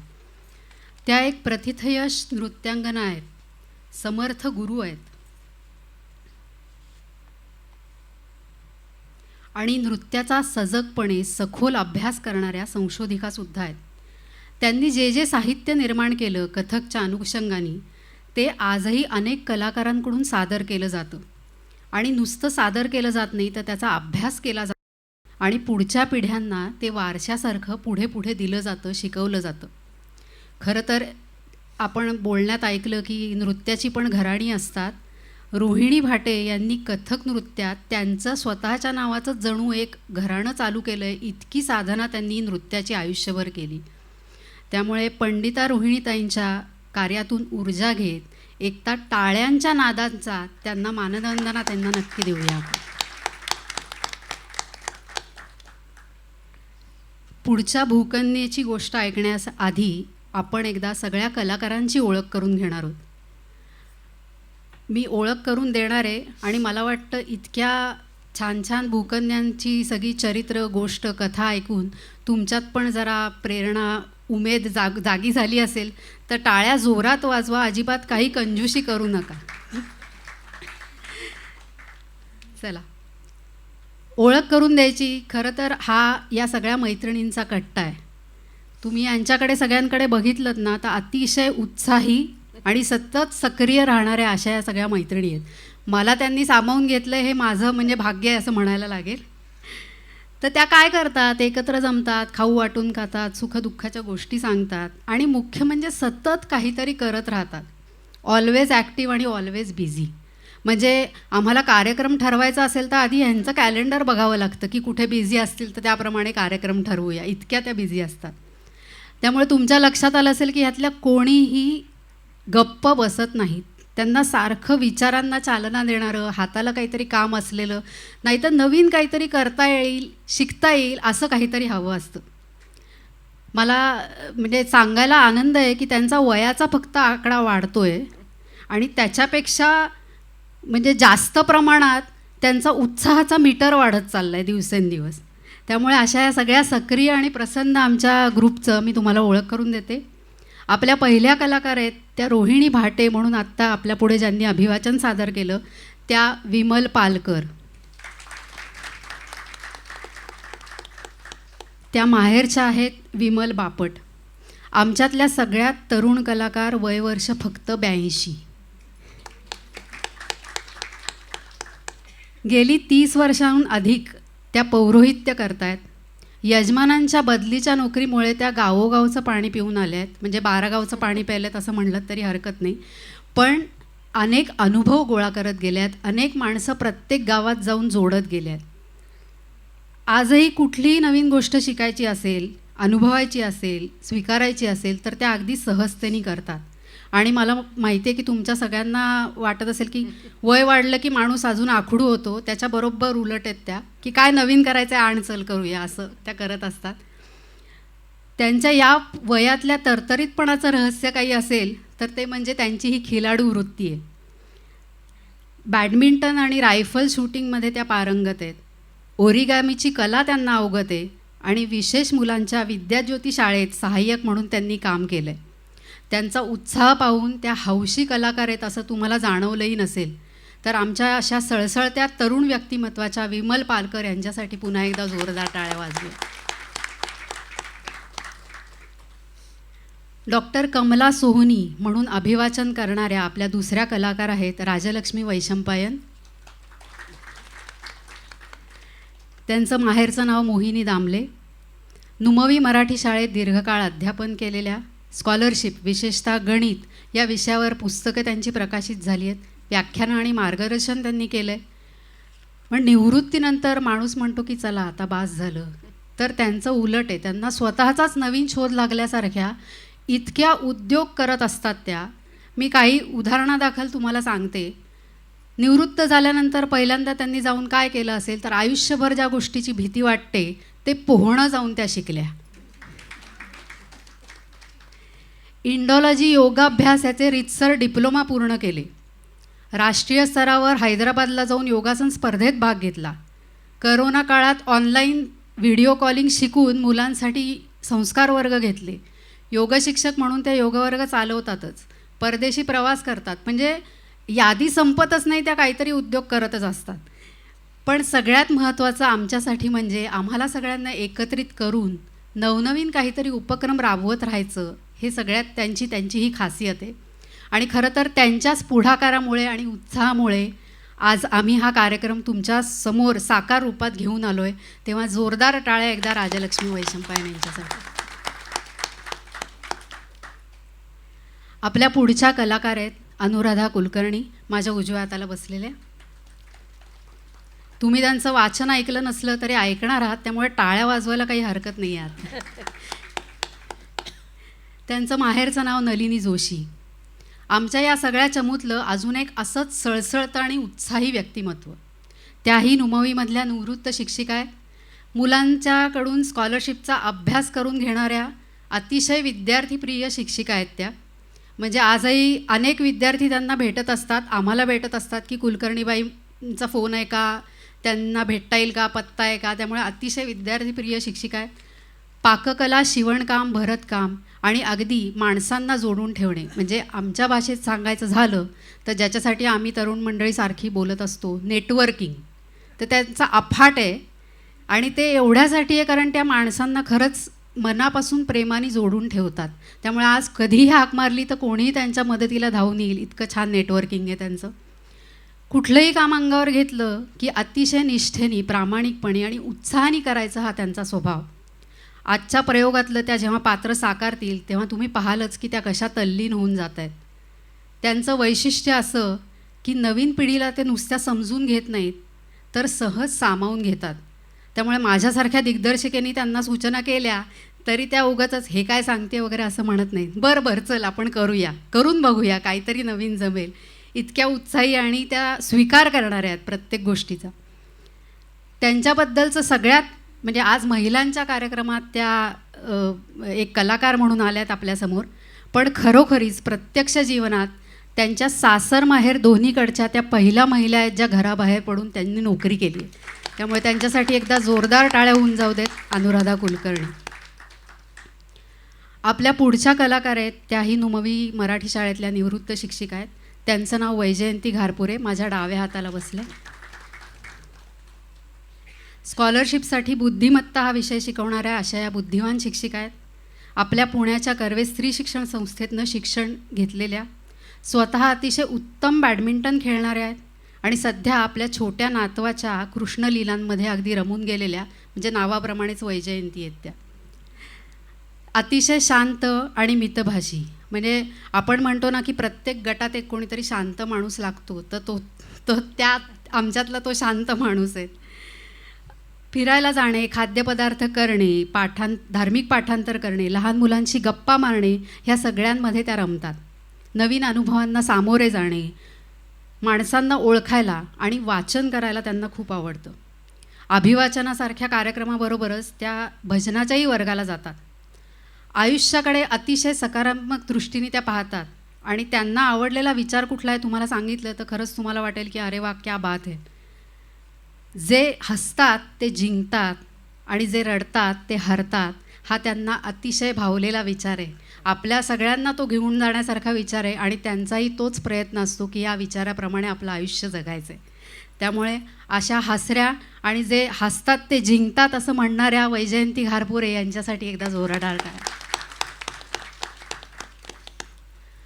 शकुंतलाबाई परांजपे, त्याहून आपल्या समोर ज्यांनी तडफदार वाचन केलं त्या ललिता वैशंपायन, त्या म्हणजे पूर्वाश्रमीच्या अहिल्यानगरच्या शांता बापट, महाराष्ट्र सरकारच्या आरोग्य खात्यातून निवृत्त झालेल्या. म्हणजे तुम्हाला वाटेल काय नीरस खातं होतं, काय काम करत असतील, पण आता बघा निवृत्तीनंतर त्यांच्यातली कलाकारी किती छान आपल्यासमोर सादर होतीये. 2 मुलांमध्ये, सुनांमध्ये आणि नातवंडांमध्ये रमून गेलेल्या त्यांना खेळाची आणि वाचनाची खूप आवड आहे. मनापासून संवाद साधणं आणि लोकांना बोलतं करणं त्यांना अगदी सहज जमतं. धार्मिक कार्यक्रमांमध्ये सहभागी होणं, उत्तमोत्तम प्रवचनं, भाषण ऐकणं, वाचणं, प्रवास करणं हे त्यांचे छंद. पण कुठलीही वाचलेली किंवा ऐकलेली गोष्ट त्या जशीच्या तशी कधीही स्वीकारत नाही. वर्तमान काळात, चालू काळातल्या कसोटीवर तपासून बघणं हे त्यांचं स्वभाव वैशिष्ट्य आहे. आजच्या कार्यक्रमात सहभागी होणार का असं मी त्यांना विचारलं तेव्हा त्या लगेच तयार झाल्या आणि आपण जे पात्र साकारणार आहोत त्याचा पूर्ण अभ्यास करून, म्हणजे अगदी गुगल सगळं पुस्तकं सगळं शोधून त्यांनी लिखाणाचं काम केलं. तुम्ही विचार करा, अचानक आजी आपल्या घरातली काहीतरी लिखाणाचं काम दिवसेंदिवस करते, वाचते, दिवसेंदिवस काही ना काहीतरी तिचं चालू आहे. तिच्या नातवाला शेवटी प्रश्न पडला की आजी का बरं एवढी होमवर्क करते, कुठल्या शाळेत जायला लागली अचानक. आजीने सांगितलं आहे आता मला होमवर्क दिला आहे तो करायला पाहिजे. तर इतक्या नेहमी त्या श्रोत्याच्या भूमिकेत असतात, पण जेव्हा स्टेजवर बसायची वेळ आली तर त्या अत्यंत अभ्यासपूर्ण तयारी करून स्टेजवर आल्या आणि आपल्यासमोर कलाकार म्हणून त्यांनी स्वतःचं अभिवाचन सादर केलं. एकदा जोरदार टाळ्या ललिता वैशंपायन यांच्यासाठी. अभिवाचनाच्या आमच्या या वृक्ष आणि फक्त ह्याच्या कार्यक्रमात सुरांनी सजवणाऱ्या माझ्या उजव्या बाजूला बसल्यात त्या लता पेंडसे, आधीच्या अमरावतीच्या लता आपटे, मध्यमा प्रथम आणि BA एक विषय म्हणून त्या संगीत शिकल्या आणि विशेष म्हणजे खास या कार्यक्रमासाठी तब्बल 30 वर्षांनी पुन्हा त्या गायल्या आहेत.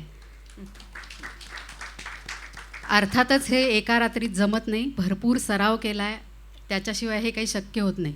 एरवी लताताई काय करतात असं तुम्ही विचारलं तर त्या म्हणतील हार, तोरणं, शोभेच्या वस्तू अशा मण्यांच्या वस्तू मी तयार करते. संगीत आणि आमचा हा मैत्रिणींचा कट्टा हे या दोन्ही त्यांच्या प्रेमाच्या आणि जिव्हाळ्याच्या गोष्टी आहेत. यजमानांच्या नोकरीमुळे त्याही महाराष्ट्रात अनेक शहरात राहिल्या आहेत. कोकणातलं त्यांचं सासर आहे, पण आता मात्र पक्क्या पुणेकर झाल्या आहेत. अतिशय कुशल हात आणि सुरेल गळा असलेल्या लताताईंसाठी एकदा जोरदार टाळ्या. माझ्या डावीकडे सगळ्यात पहिली बसली ती रेवा दाते. आमच्या या गटात तालवाद्यांची सुंदर साथ संगत करून गाण्याला ठेका देणाऱ्या त्या आहेत. त्यांचं माहेरचं नाव रेवा जोशी. त्या अगदी दोन्ही बाजूनी पक्क्या पुणेकरच आहेत बरं का, म्हणजे तुम्ही नंतर बोललात तर तुम्हाला कळेल. या सगळ्या मैत्रिणींच्या गटातल्या टेक सॅवी म्हणजे रेवाताई. नुकताच ह्या सगळ्या मी म्हटलं ना की ह्या सगळ्याजणी गप्प बसत नाहीत, तर त्यांनी आत्ता नुकताच नाणी आणि नोटांचे हार करण्याचा व्यवसाय सुरू केला आहे. तर त्यातला मुख्य खेळाडू रेवाताई आहे, कारण डिझाईन्स बघणे, ती करणे हे सगळं शोधकाम असतं ते ती करते. आणि या बाकीच्या बसलेल्या सगळ्या आज्या आहेत त्यांना व्हॉट्सअप, यूट्यूबमधनं नवीन नवीन माहिती पुरवणे हेही काम रेवाताईचं असतं. त्यामुळे रेवाताई ही त्यांना लागतेच, म्हणजे काम करायलाही, व्यवसायालाही, आणि आमच्यासाठी आत्ता ठेका द्यायला ती आमचीच असते. भरतकाम, विणकाम हे सगळं हौसेनी आणि आवडीने करणारी म्हणजे रेवाताई आहे. आपल्याकडे कसं गोड पदार्थाचं सौंदर्य आणि चव वाढवायला केशर काडी लागते ना, तशी आमच्या या ग्रुपमधली रेवा दाते, तिच्यासाठी एकदा जोरदार टाळ्या. आता आजच्या या महिला संचातलं सेंडेफळ म्हणजे मी, अनघा वैशंपायन जोगळेकर. मी म्हटलं तसं की हा ह्यांचा खरं तर सगळ्या मैत्रिणींचा कट्टा आहे आणि मी यांच्यात सहभागी झाली आहे. आणि दिग्दर्शिका म्हणून त्यांच्या डोक्यावर पण बसले, पण बिचाऱ्यांनी प्रेमाने मला सहन करून घेतलं आहे. दिल्लीच्या JNUमधून मी माझं MAचं शिक्षण पूर्ण केलं. त्याच्यानंतर काही वर्ष ITचा जॉब केला. सध्या मी काय करते विचाराल तर परदेशातल्या मराठी मुलांना मी मराठी शिकवते. आणि आत्ता जो आमचा कार्यक्रम बघताय तसे अनेक उद्योग मी करत असते. कुठल्या छोट्या छोट्या कार्यक्रमांमध्ये निवेदन कर, काहीतरी भावलं आवडलं तर लिहिते, आणि लहान मुलांसाठी मी लिखाण करते, कविता करते. मराठीचा प्रसार आणि प्रचार व्हावा म्हणून मी माझा एक स्वतःचा यूट्यूब चॅनल चालू केला होता, पॉडकास्ट चालू केला होता. त्याही गोष्टी मी मधनं अधनं करत असते. थोडक्यात अनेक उद्योग मधनं अधनं माझे चालू असतात. आणि सगळ्यात मला आवडतं कुठलं काय म्हणाल तर भटकंती करायची, नवनवीन पुस्तकं वाचायची आणि अनुभव घेत राहायचं. माणसांना भेटायचं आणि त्यांच्या गोष्टी ऐकून घ्यायला मला भयंकर मनापासून आवडतं. आणि काही सुचलं, अनुभवायला आलं तर त्याच्यावर लिहायला आवडतं. माझ्या अशाच अनुभवांमधनं किंवा काहीतरी डोक्यात आलं म्हणून हा आजचा कार्यक्रमाची संकल्पना माझ्या डोक्यात आली. तर अशा आजच्या कार्यक्रमाची दिग्दर्शिका, संकल्पना सादर करणारी आणि निवेदिका मी अनघा वैशंपायन झोपळेकर. खरं सांगायचं तर या कार्यक्रमाची संकल्पना माझी आहे, पण लिखाण आणि संशोधन आम्हा सगळ्यांचं आहे. भूकन्यांविषयी आम्ही जेव्हा माहिती गोळा करायला सुरुवात केली तेव्हा या कार्यक्रमाची हळूहळू रूपरेषा तयार होत गेली. आणि एक उत्तम संकल्पना, प्रेरणादायी अनुभव, अभिवाचन सादर होणार आहे किंवा साकार होतं आहे असं वाटलं तेव्हा आम्ही ठरवलं की हा कार्यक्रम लोकांपर्यंत नेऊया, ही माहिती सगळ्यांना देऊया. त्यामुळे हा कार्यक्रम आम्ही प्रेक्षकांपुढे करायचं ठरवलं. बघता बघता रोजच्या वाटेवरून चालत चालत आम्ही एकदम हटके अभिवाचनाची वाट निवडली. आम्हाला बघितलं तर आम्हाला कोणालाही अभिवाचनाचा असा अनुभव नाही, पण करत करत काहीतरी चांगलं घडतं आहे म्हणून आम्ही ते करायचं ठरवलं. महाराष्ट्रातल्या पहिल्या वेळेला यशस्वी महिलांविषयी सगळ्यांना माहिती व्हावं, नव्याने कळावं आणि कदाचित आधीच माहिती असलेलं पुन्हा एकदा त्याच्यातनं आपण काहीतरी शिकतो नवीन म्हणून करावं, म्हणून हा कार्यक्रम होता. आत्ता तुम्ही आलाय दुसऱ्या प्रयोगाला. आमचा पहिला प्रयोग झाला, आमचा उत्साह वाढला. तुमच्यासारखेच आम्हाला प्रोत्साहन देणारे, पाठिंबा देणारे रसिक भेटले आणि त्यांनी सांगितलं चांगलं करताय, अजून करा.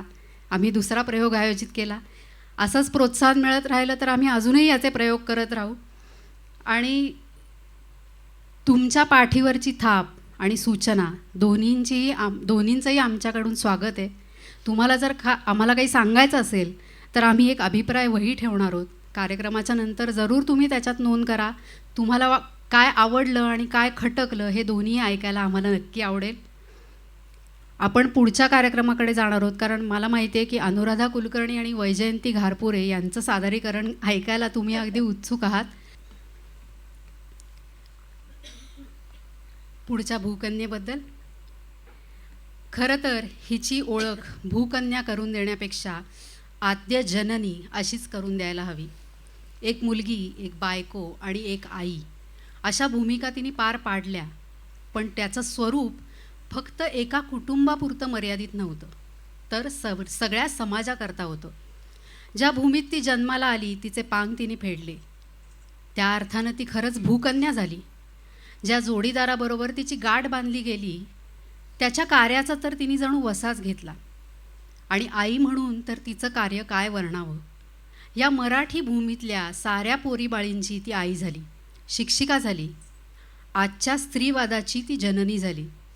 आपण सारेजण या भूकन्याला ओळखतो, तिला पुजतो आणि तिने निर्माण केलेल्या मार्गावरच वाटचाल करतो. आणि ती म्हणजे याच मातीत घडलेली, या मातीला आकार देणारी क्रांतिज्योती सावित्रीबाई फुले.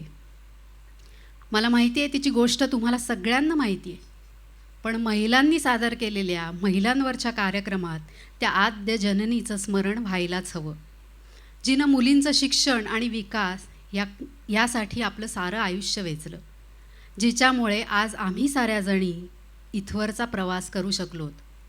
तेव्हा तिची कहाणी आम्ही पुन्हा पुन्हा आठवावी, पुन्हा पुन्हा स्मरावी, पुन्हा पुन्हा ऐकावी. तुमच्या पुढे सादर करत आहोत क्रांतिज्योती सावित्रीबाई फुले आणि सादर करणार आहेत अनुराधा कुलकर्णी. त्यापूर्वी सावित्रीबाईंनी लिहिलेल्या त्यास मानव म्हणावे का या कवितेचा काही अंश ऐकणार आहोत लताताईंच्या आवाजात.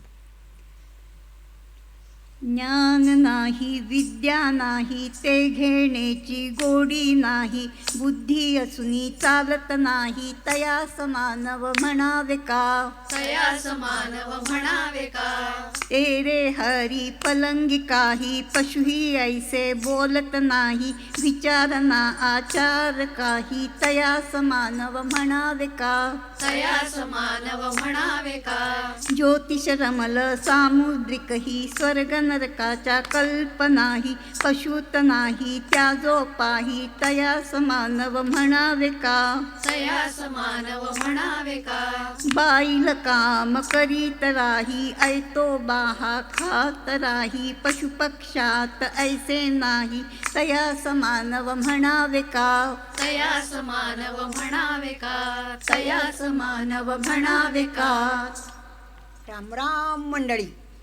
सातारा जिल्ह्यातल्या नायगावच्या खंडोजी आणि लक्ष्मीबाई पाटलांची मी लेक. सावित्री. माझा जन्म झाला 3 जानेवारी 1831 रोजी.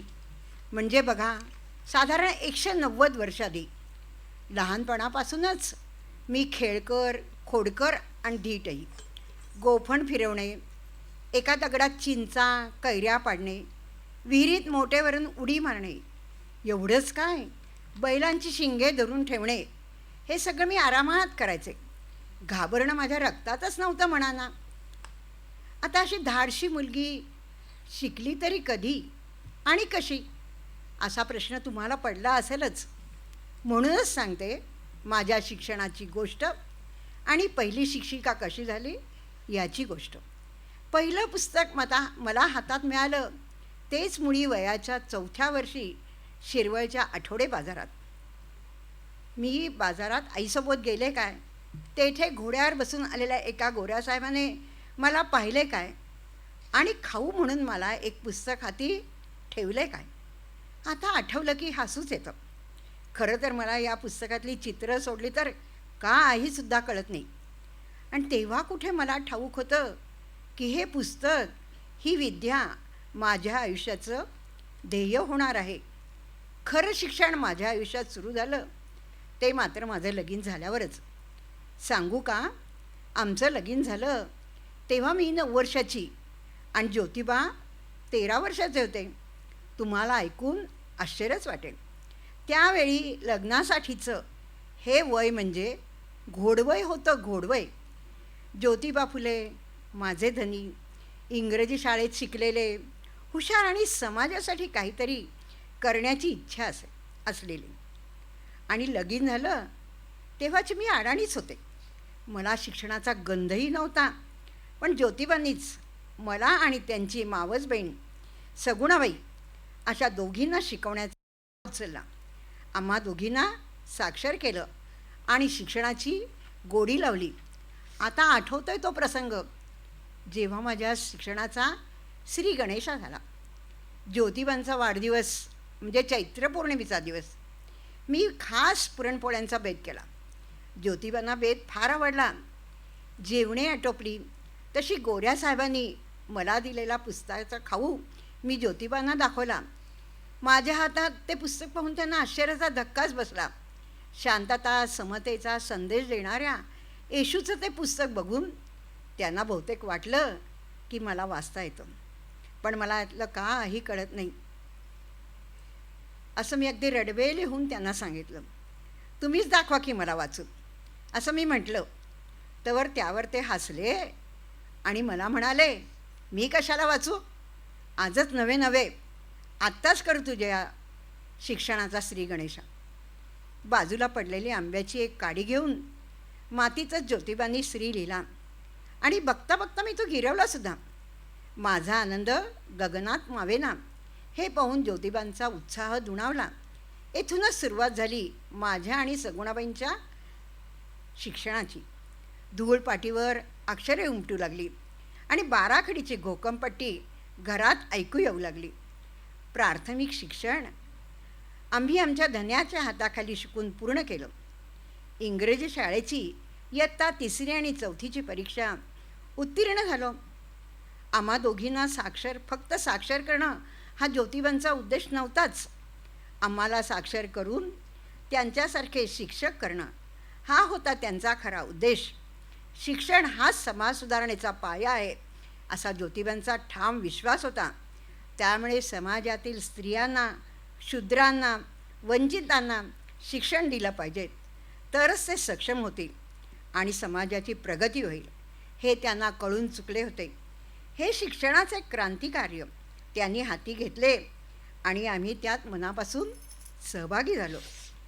इंग्रजी अमेरिकन मिशनऱ्यांच्या शाळा तेव्हा पुण्यात चालू होत्या, पण ज्योतिबांनी ठरवलं की आता आपण आपली पहिली मुलींची शाळा काढायची.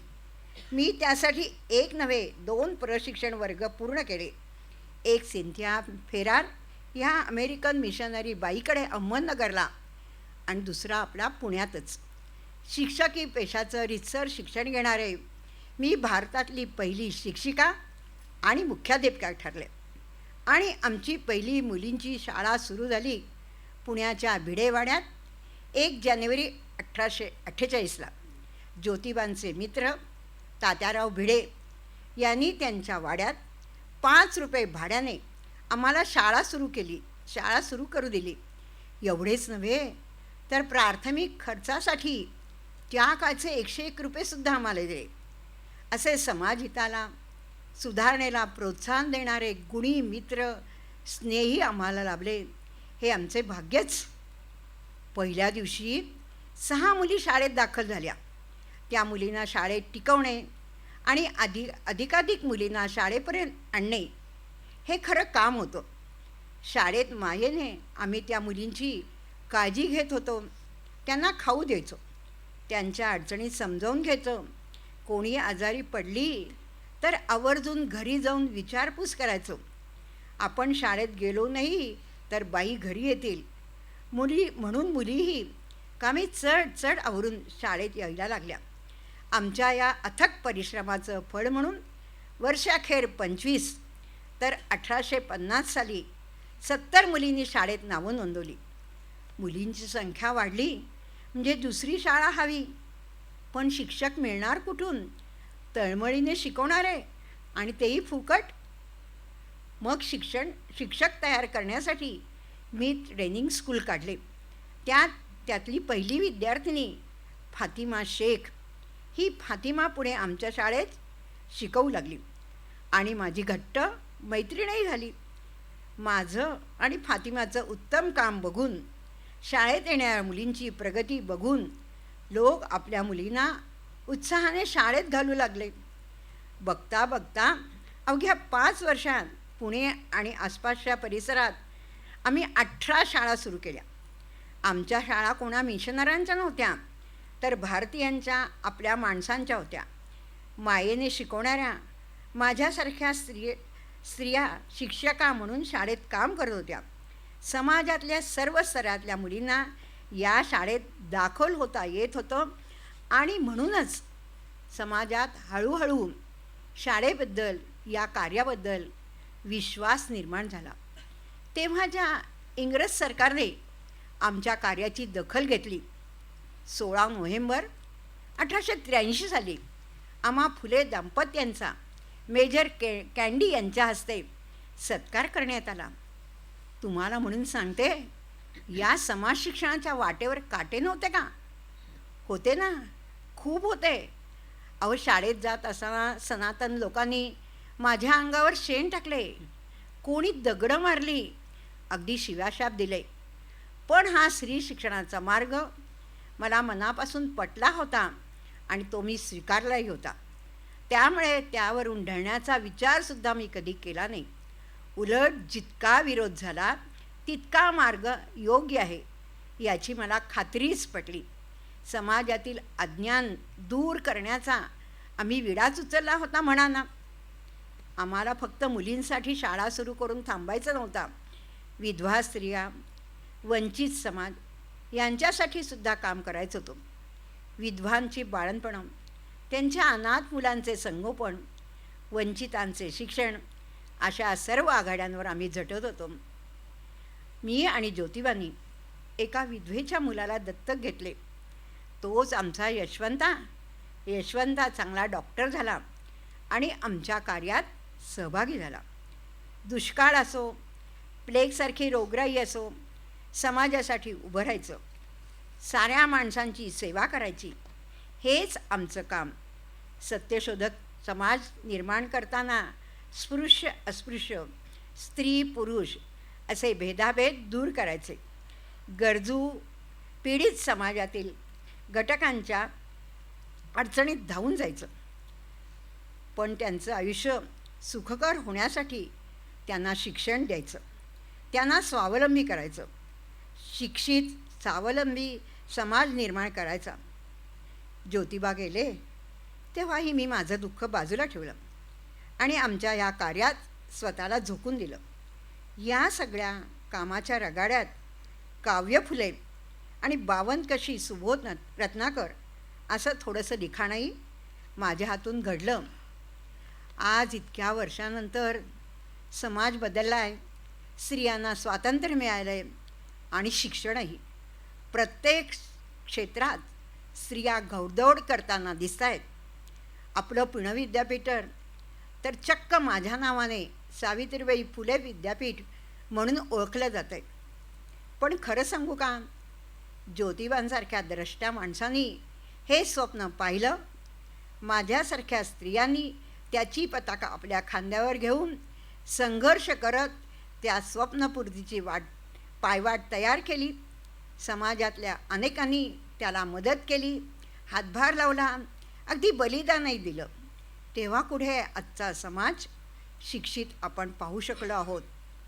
माझं तुम्हाला एवढंच सांगणं आहे की कास धरा शिक्षणाची आणि जपणूक करा तुमच्यातल्या मानवतेची आणि सहिष्णुतेची.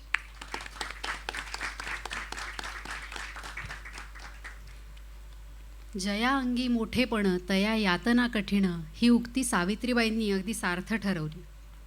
त्या स्वतःच्या कार्याला वाहून घेतलेल्या व्रतस्थ आहेत आणि त्याच वेळेला हळव्या मनाच्या कवयित्रीसुद्धा आहेत. सगळ्यात महत्त्वाचं म्हणजे आपल्या सगळ्यांना अभिमान वाटावा अशा त्या मराठी भूमिकन्या आहेत. जय देवी जय सावित्री, ज्ञान ज्योती शिक्षणदात्री, जय देवी जय सावित्री. सावित्रीबाईंच्या कार्याला, त्यांच्या समर्पणाला आपल्या साऱ्यांतर्फे त्रिवार मुजरा. आजच्या कार्यक्रमातली शेवटची लेख थेट शिवाजी महाराजांच्या काळातली, म्हणजे अगदी 15व्या-16व्या शतकातली. त्याही काळात एक नवा पायंडा पाडणारी ही भूकन्या. तिच्याबद्दल सांगायचं झालं तर एका साध्यासुध्या घरातली मुलगी, बालविधवा, लिहिता वाचता येणारी पण लाल अलवणात बांधून टाकलेली, अशी ही लहानशी मुलगी पुढे स्वतःच्या अभ्यासाने, भक्तीने आणि गुरुकृपेने संतपदाला पोचली. त्या भूकन्येचं नाव म्हणजे संत वेणाबाई. त्या काळच्या समाजात विधवा होणं म्हणजे स्त्रीला मिळालेला एक शाप.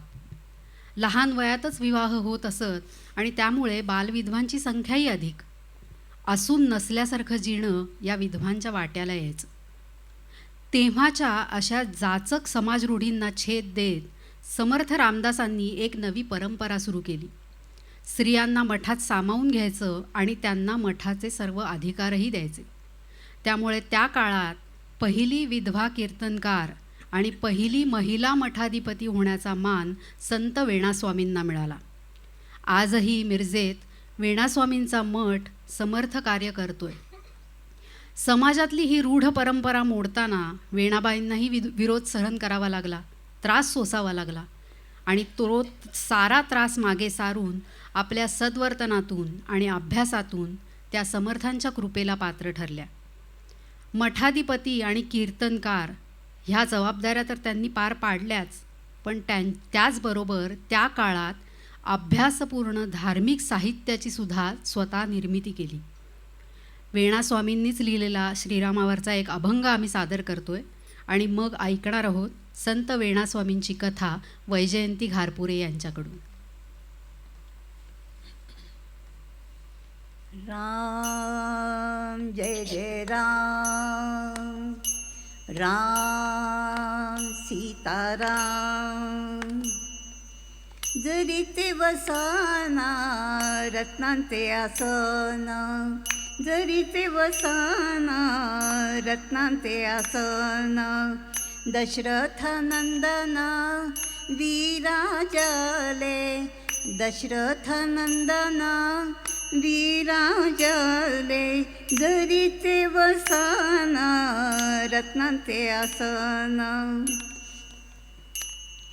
भरत लक्ष्मण दिसती शोभून, भरत लक्ष्मण दिसती शोभून, प्रसन्न वदन सीतामाई, प्रसन्न वदन सीतामाई, जरीचे वसन रत्नांचे आसन, पुच्छ उभारून धरून चरण, पुच्छ उभारून धरून चरण, झालासे लीन हनुमंत, झालासे लीन हनुमंत, जरीचे वसन रत्नांचे आसन, करुण स्मरण वेणा झाली धन्य, करुण स्मरण वेणा झाली धन्य, सुखाचे निधान श्रीराम, सुखाचे निधान श्रीराम, जरीचे वसन रत्नांचे आसन, दशरथ नंदन विराजले, जरीचे वसन रत्नांचे आसन, राम जय जय राम, राम सीताराम, राम जय जय राम, राम सीताराम. प्रभाते मनी राम चिंतित जावा, पुढे वैखरी राम आधी वदावा, सदाचार हा थोर सांडून येतो, जनितो चितो मानवी धन्य होतो. जय जय रघुवीर समर्थ. हा खणखणीत आवाज आमच्या अंगणात घुमला आणि माझे वाचनात एकरूप झालेले लक्ष अचानक दाराकडे गेले. भगव्या वेशातील एक तेजस्वी साधू खड्या आवाजात रामाचे नाव घेत होते. मी त्यांच्याकडे पाहिले तसे त्यांनी प्रेमाने मला विचारले, बाळ काय वाचतेस? मी एकनाथी भागवत म्हटल्यावर ते म्हणाले, काही कळतं की भागवत नुसतंच वाचतेस? मी प्रामाणिकपणे त्यांना सांगून टाकलं, आचरणात आणायला अवघड वाटतं. या माझ्या उत्तरावर त्यांना काय वाटले कोण जाणे. त्यांनी मला अनेक प्रश्न विचारले. मला सुचतील तशी मी त्यांना उत्तरे दिली. त्यांचे समाधान झाले की नाही हे मला समजले नाही. मला मागाहून एवढेच कळले की साक्षात माझे गुरु समर्थ रामदास माझी परीक्षा घ्यायला आले होते. श्रीराम. उपस्थित लोक हो, मी वेण्णाबाई, समर्थ रामदासांच्या शिष्या वेण्णास्वामी आणि रामरायांची सेवाव्रती. माझा जन्म 16व्या शतकातला, कोल्हापूरचा. माझे वडील गोपाजी पंत आणि माझी आई राधिकाबाई. तेव्हाच्या रीतीप्रमाणे माझा विवाह बालवयातच झाला आणि मी मिरजेच्या देशपांडे कुटुंबियांची सून झाले. माझे मातापिता आणि सासू सासरे सगळेच धार्मिक, देवभोळे, समाजाच्या नियमांना अनुसरून वागणारी दोन्ही देशस्थ ब्राह्मणांची कुटुंब. माझ्या दुर्दैवाने मी लहान असतानाच माझ्या यजमानांचे अपघाती निधन झाले आणि माझ्या नशिबी विधवेचे जिणे आले. केशवपन, लाल अलवण आणि आयुष्यातला अंधार हेच माझे आयुष्य. सवाष्ण नाही तर कुठलाही अधिकार स्वातंत्र्य नाही.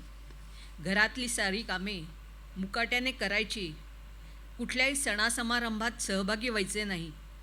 देवधर्म आपला आपलाच, घराची चौकटच सोडायची नाही. पण सुदैवाने माझ्या वडिलांनी मला लिहायला वाचायला शिकवले होते. त्यामुळे पोथ्यापुराणे वाचित मी माझा दिवस आनंदात घालवत होते.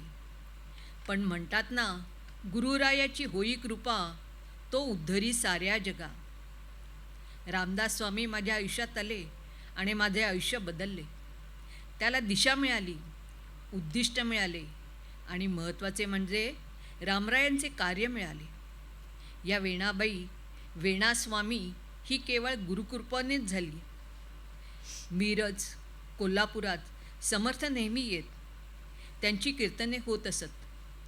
धर्मसंघटनेची उभारणी करून समाजाला एकत्र बांधायचे कार्य समर्थ करीत होते. मी आपली त्यांची कीर्तने ऐकायला जात असे. जसजशी मी कीर्तनाला जाऊ लागले तसतशी मी समर्थांच्या विचाराकडे, शिकवणुकीकडे ओढली जात होते. मला अनेक प्रश्न पडत. मग कीर्तन झाल्यानंतर थांबून मी समर्थांना माझ्या शंका विचारत असे. समर्थही आपुलकीने मला त्याची उत्तरे देत असत. एका विधवेने एका साधूशी बोलावे, चर्चा करावी, हे समाजाला आणि कुटुंबाला कसे मान्य होणार? मला बोल लावला गेला आणि विषप्राशनाची शिक्षा ठोठावली गेली. रामरायाला स्मरून मी विष प्यायले. तळमळत, कणत, कधी एकदा मृत्यूने सुटका होते याची वाट पाहत पडून राहिले. आणि हे काय? माझ्या कानी पडले, जय जय रघुवीर समर्थ. तोच तो धीर गंभीर खणखणीत आवाज. तो आवाज म्हणाला, उठ बाळ, रामरायाच्या कामाला जायचे. मी उठले आणि जणू काही घडलेच नाही अशा त्या आवाजाच्या दिशेने गेले आणि गुरुरायांच्या चरणी डोके ठेवले. समर्थांनी घरच्यांना सांगितले, आजपासून वेणा ही तुमची नाही, ती रामरायाची आहे. आणि समर्थ रामदास या वेणेला घेऊन गेले. आपल्या मठात आश्रय दिला आणि रामरायाच्या चरणी सेवेत रुजू करून घेतले. माझ्या गुरूंनी मला कीर्तन, प्रवचन करायला शिकवले. फक्त शिकवून ते थांबले नाहीत, तर मला कीर्तन करण्याची परवानगी दिली. समर्थ रामदासांमुळे एका विधवेने लोकांसमोर उभं राहून कीर्तन करणे हे समाजात रूढ झाले. गुरूंनी दिलेली ही जबाबदारी मी अभ्यासाने पेलली. अर्थात माझे गुरु याच्यापेक्षा अधिक मोठी जबाबदारी मला देणार होते हे मला ठाऊक नव्हते. रामनवमीचा उत्सव म्हणजे आम्हा साऱ्यांची जणू दिवाळीच. रामजन्म थाटाने साजरा करण्यासाठी समर्थ शिष्यांसोबत गावोगावी जाऊन भिक्षा मागत. चाफळ मठाची उत्सवाची तयारी करायची जबाबदारी ते कोणावर तरी सोपवत असत. 1 वर्ष ती जबाबदारी समर्थ माझ्यावर सोपवून गेले. मला खूप आनंद झाला. पण कशी कोण जाणे मेली. तापाने मी फणफणले. उठण्याचे त्राणसुद्धा माझ्यात उरले नाहीत. माझ्या डोळ्यातून अखंड अश्रुधारा वाहत होत्या आणि मुखात रामरायाचा आणि समर्थांचा धावा चालू होता. त्याशिवाय मी काय करणार होते? आणि एक चमत्कार झाला. कुठून कशा एक दिवस 32 शिराळच्या कुणी रामाबाई आल्या. मला समर्थांनी मदतीसाठी पाठवले आहे असे त्या म्हणाल्या. उत्सवाची सारी तयारी त्यांनी अगदी चोख केली. समर्थ परत आले आणि सारी तयारी पाहून त्यांना समाधान झाले. तोपर्यंत रामाबाई आपले काम करून कधीच निघून गेल्या होत्या. मी राममूर्तीच्या पायी डोके ठेवले आणि म्हणाले, माझ्यासाठी एवढा धावून आलास रे रामराया. रामाबाई होऊन माझी लाज राखलीस. त्या वर्षीची रामनवमी अगदी सुरेख साजरी झाली. एकेका टप्प्याच्या अशाच जबाबदाऱ्या समर्थ माझ्यावर सोपवत होते आणि रामराया त्या पार पडायला मला सहाय्य करत होते. धार्मिक ग्रंथांचा, पोथ्या पुराणांचा अभ्यास मी सातत्याने करत होते. त्यातूनच काही लिखाण माझ्यातून घडले. समर्थांच्या आशीर्वादाने, प्रेरणेने मी हे लिखाण करू शकले. उपदेश रहस्य, कौल, पंचीकरण, सिंहासन या साऱ्यातील रामायणी प्रकरण, वेदांतावरील गद्य टिप्पण्या, रामगुहक संवाद, नावेचे श्लोक, रामायणाची कांडे आदिकांड, अयोध्याकांड, अरण्यकांड, किष्किंधाकांड, सुंदरकांड आणि 1568 ओव्यांचे सीतास्वयंवर मी लिहिले. श्रीरामांवर आणि समर्थांवर काही अभंग पदेसुद्धा मला स्फुरली, तशीच मी लिहिली. समर्थांच्या कृपेने त्या काळात पहिली विधवा कीर्तनकार झाले आणि आता समर्थांनी मला मठाधिपती करायचे ठरवले.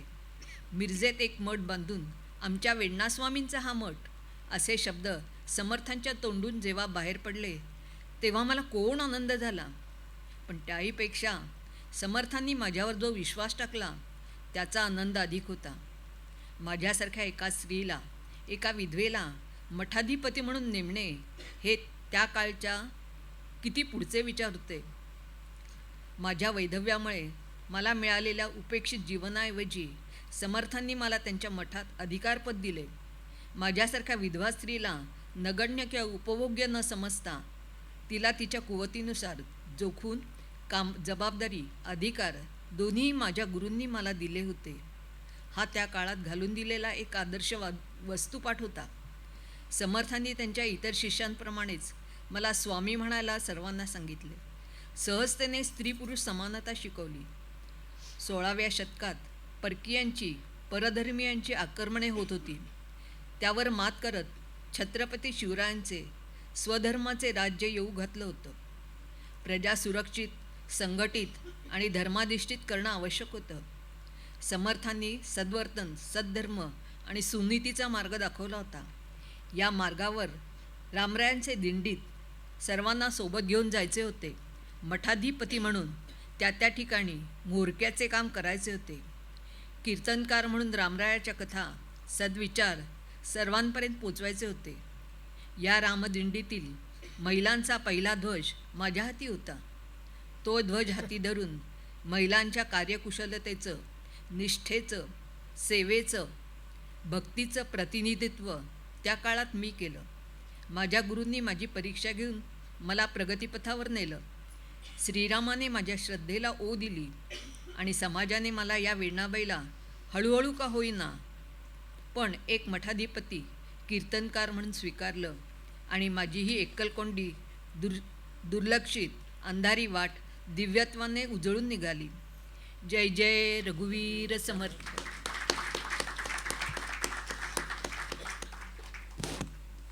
समाजाचा, आपल्या माणसांचा विरोध हा त्या काळातही स्त्रियांना काही चुकला नाही. जय जय रघुवीर समर्थ यातल्या रघुवीर आणि समर्थ या दोघांनाही आपल्या श्रद्धेनी, कार्यानी आपल्या पाठीशी ठामपणे उभ्या करणाऱ्या, विधवेच्या उपक्षित आयुष्यालाही रामसेवेनी समृद्ध करणाऱ्या अशा या समृद्ध आणि अभ्यासू वेणास्वामी एका मठाच्या त्या मठाधिपती होत्या. म्हणजे आत्ताच्या मराठी भाषेत सांगायचं तर युनिट हेड होत्या. त्यामुळे त्या अनुषंगाने येणाऱ्या सर्व जबाबदाऱ्या त्या एकट्या पार पाडत होत्या. ही एवढी मोठी एका महिलेला देण्याचं धाडस त्या काळी समर्थ रामदासांनी दाखवलं आणि ती जबाबदारी पेलण्याचं धाडस अर्थातच संत वेणाबाईंनी. आपल्या निस्सीम भक्तीनी, निष्ठेनी त्या साध्यासुध्या वेणाबाई राहिल्या नाहीत, त्या वेणास्वामी झाल्या. त्यांच्या कार्यकुशलतेला, विद्वत्तेला आणि रामभक्तीला जय जय रघुवीर समर्थ, जय श्रीराम म्हणत वंदन करूया.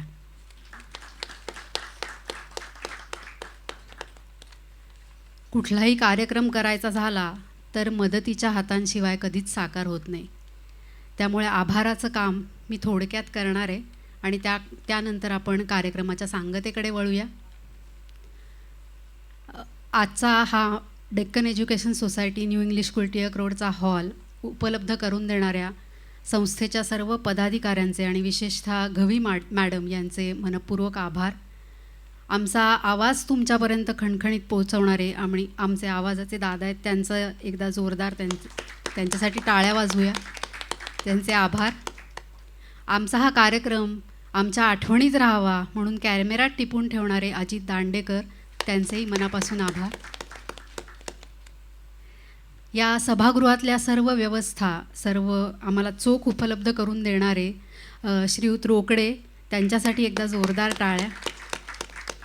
खरं तर त्यांच्यामुळे आज आम्ही खऱ्या अर्थाने प्रकाश झोतात आलो आहे आणि आमच्यासाठी तो फार छान अनुभव आहे. त्यामुळे थँक्यू सो मच. आमच्या या कार्यक्रमाचं बॅकस्टेजसाठी मदत करणाऱ्या अनुराधा दामले आणि विनीत जोगळेकर यांचेही आभार.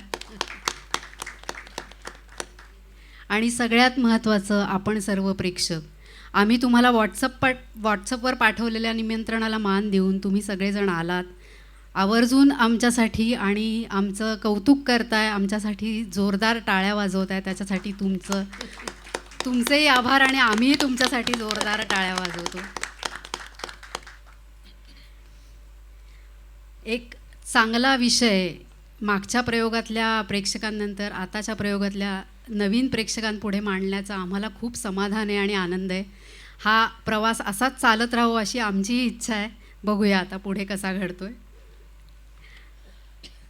कार्यक्रमाच्या सांगतेकडे जाताना अर्थातच या सगळ्या भूकन्यांच्या कथा ऐकून आपल्या मनात एक भारावलेपण आले. एक कुठेतरी त्यांच्या ध्यासाशी, कष्टांशी आणि त्यांच्या प्रवासाची आपला एक धागा जोडला गेला आहे. ह्या साऱ्या मराठी भूकन्या आपल्याला प्रेरणा देत आहेत, जगण्याची उमेद देत आहेत आणि खरं तर आपल्या महाराष्ट्राच्या दैदिप्यमान इतिहासाची, गर्भश्रीमंत परंपरेची आठवण करून देत आहेत. मराठी इतिहासाच्या पाऊलखुणा शोधताना मराठी लेखींनी विविध क्षेत्रात टाकलेली ही पहिली पावलं आपल्याला कशी बरं विसरता येतील. शिक्षण ते अध्यात्म, कला ते विज्ञान, क्षेत्र कितीतरी विविध आहेत आणि त्यात ध्यास घेऊन यशाची कास धरणाऱ्या या महिला आपल्या खऱ्या प्रेरणास्रोत आहेत. आज आपल्याला ज्या गोष्टी अगदी सरळ सोप्या सहज उपलब्ध होत आहेत, त्या गोष्टी कोणाच्या तरी संघर्षातनं, कष्टातनं, ध्यासातून आणि अर्थात द्रष्ट्या विचारातून आपल्यापर्यंत पोचल्या आहेत, हेही आपल्याला ह्या कार्यक्रमात नकळत कळतं आहे. आजचा प्रगतीचा पाया ह्या अशा आद्यप्रवर्तक भूकन्यांच्या स्वप्नांनी, प्रयत्नांनी आणि धडाडींनी रचला गेला आहे. आणि म्हणूनच आम्ही साऱ्याजणी त्या भूकन्यांच्या फक्त ऋणीच नाही आहोत, तर त्यांच्या पावलावर पाऊल टाकून पुढे जात त्यांना मानवंदनाही देतो आहे. त्यांचा वसा आम्ही घेतला आहे, तो पुढे देत राहूच. त्यांच्या कहाण्या आम्ही तुमच्यापर्यंत पोचवत राहूच आणि ही प्रेरणेची हातात धरलेली मशाल अशीच तळपत ठेवू. आजच्या कार्यक्रमानंतर ह्या भूकन्यांनी आपल्याला दिलेली प्रेरणा आणि त्यांचा विचार आपण आपल्यासोबत घेऊन जाणार आहोत. तोच विचार, तोच संदेश शब्दात मांडणारी एका अनाम कवीची कविता आम्ही सगळ्याजणी सादर करणार आहोत आणि त्या कवितेनीच आजच्या कार्यक्रमाची सांगता होईल.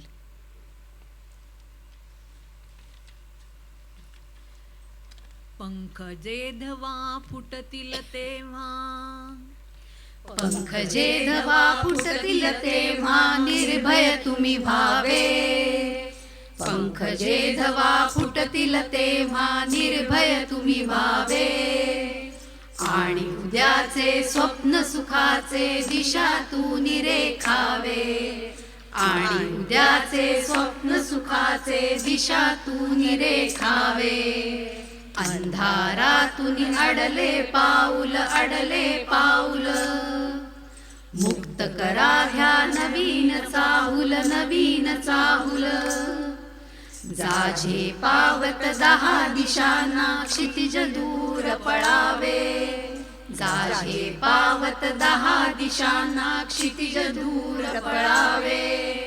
आणि उद्याचे स्वप्न सुखाचे दिशातून रेखावे. आणि उद्याचे स्वप्न सुखाचे दिशातून रेखावे. आपुल्या पंखामधली शक्ती, मधली शक्ती, नको कुणाची त्यावर सक्ती, त्यावर सक्ती. वादळातही मन हे तुमचे विचलित मुळी नावावे. वादळातही मन हे तुमचे विचलित मुळी नावावे. आणि उद्याचे स्वप्न सुखाचे दिशातून रेखावे. आणि उद्याचे स्वप्न सुखाचे दिशातून रेखावे. दिशाहीन ते नका भिरभिरू, नका भिरभिरू. मोह शोधण्या नकाच विहरू, नकाच विहरू. या मातीचे या फांदीचे स्मरण संगती न्यावे. या मातीचे या फांदीचे स्मरण संगती न्यावे. आणि उद्याचे स्वप्न सुखाचे दिशा तू निरेखावे. आणि उद्याचे स्वप्न सुखाचे दिशा तू निरेखावे. पंख जेधवा फुटतील तेव्हा निर्भय तुम्ही व्हावे. पंख जेधवा फुटतील तेव्हा निर्भय तुम्ही व्हावे. आणि उद्याचे स्वप्न सुखाचे दिशा तू निरेखावे. आणि उद्याचे स्वप्न सुखाचे दिशा तू निरेखावे. दिशा तू निरेखावे. दिशा तू निरेखावे. धन्यवाद.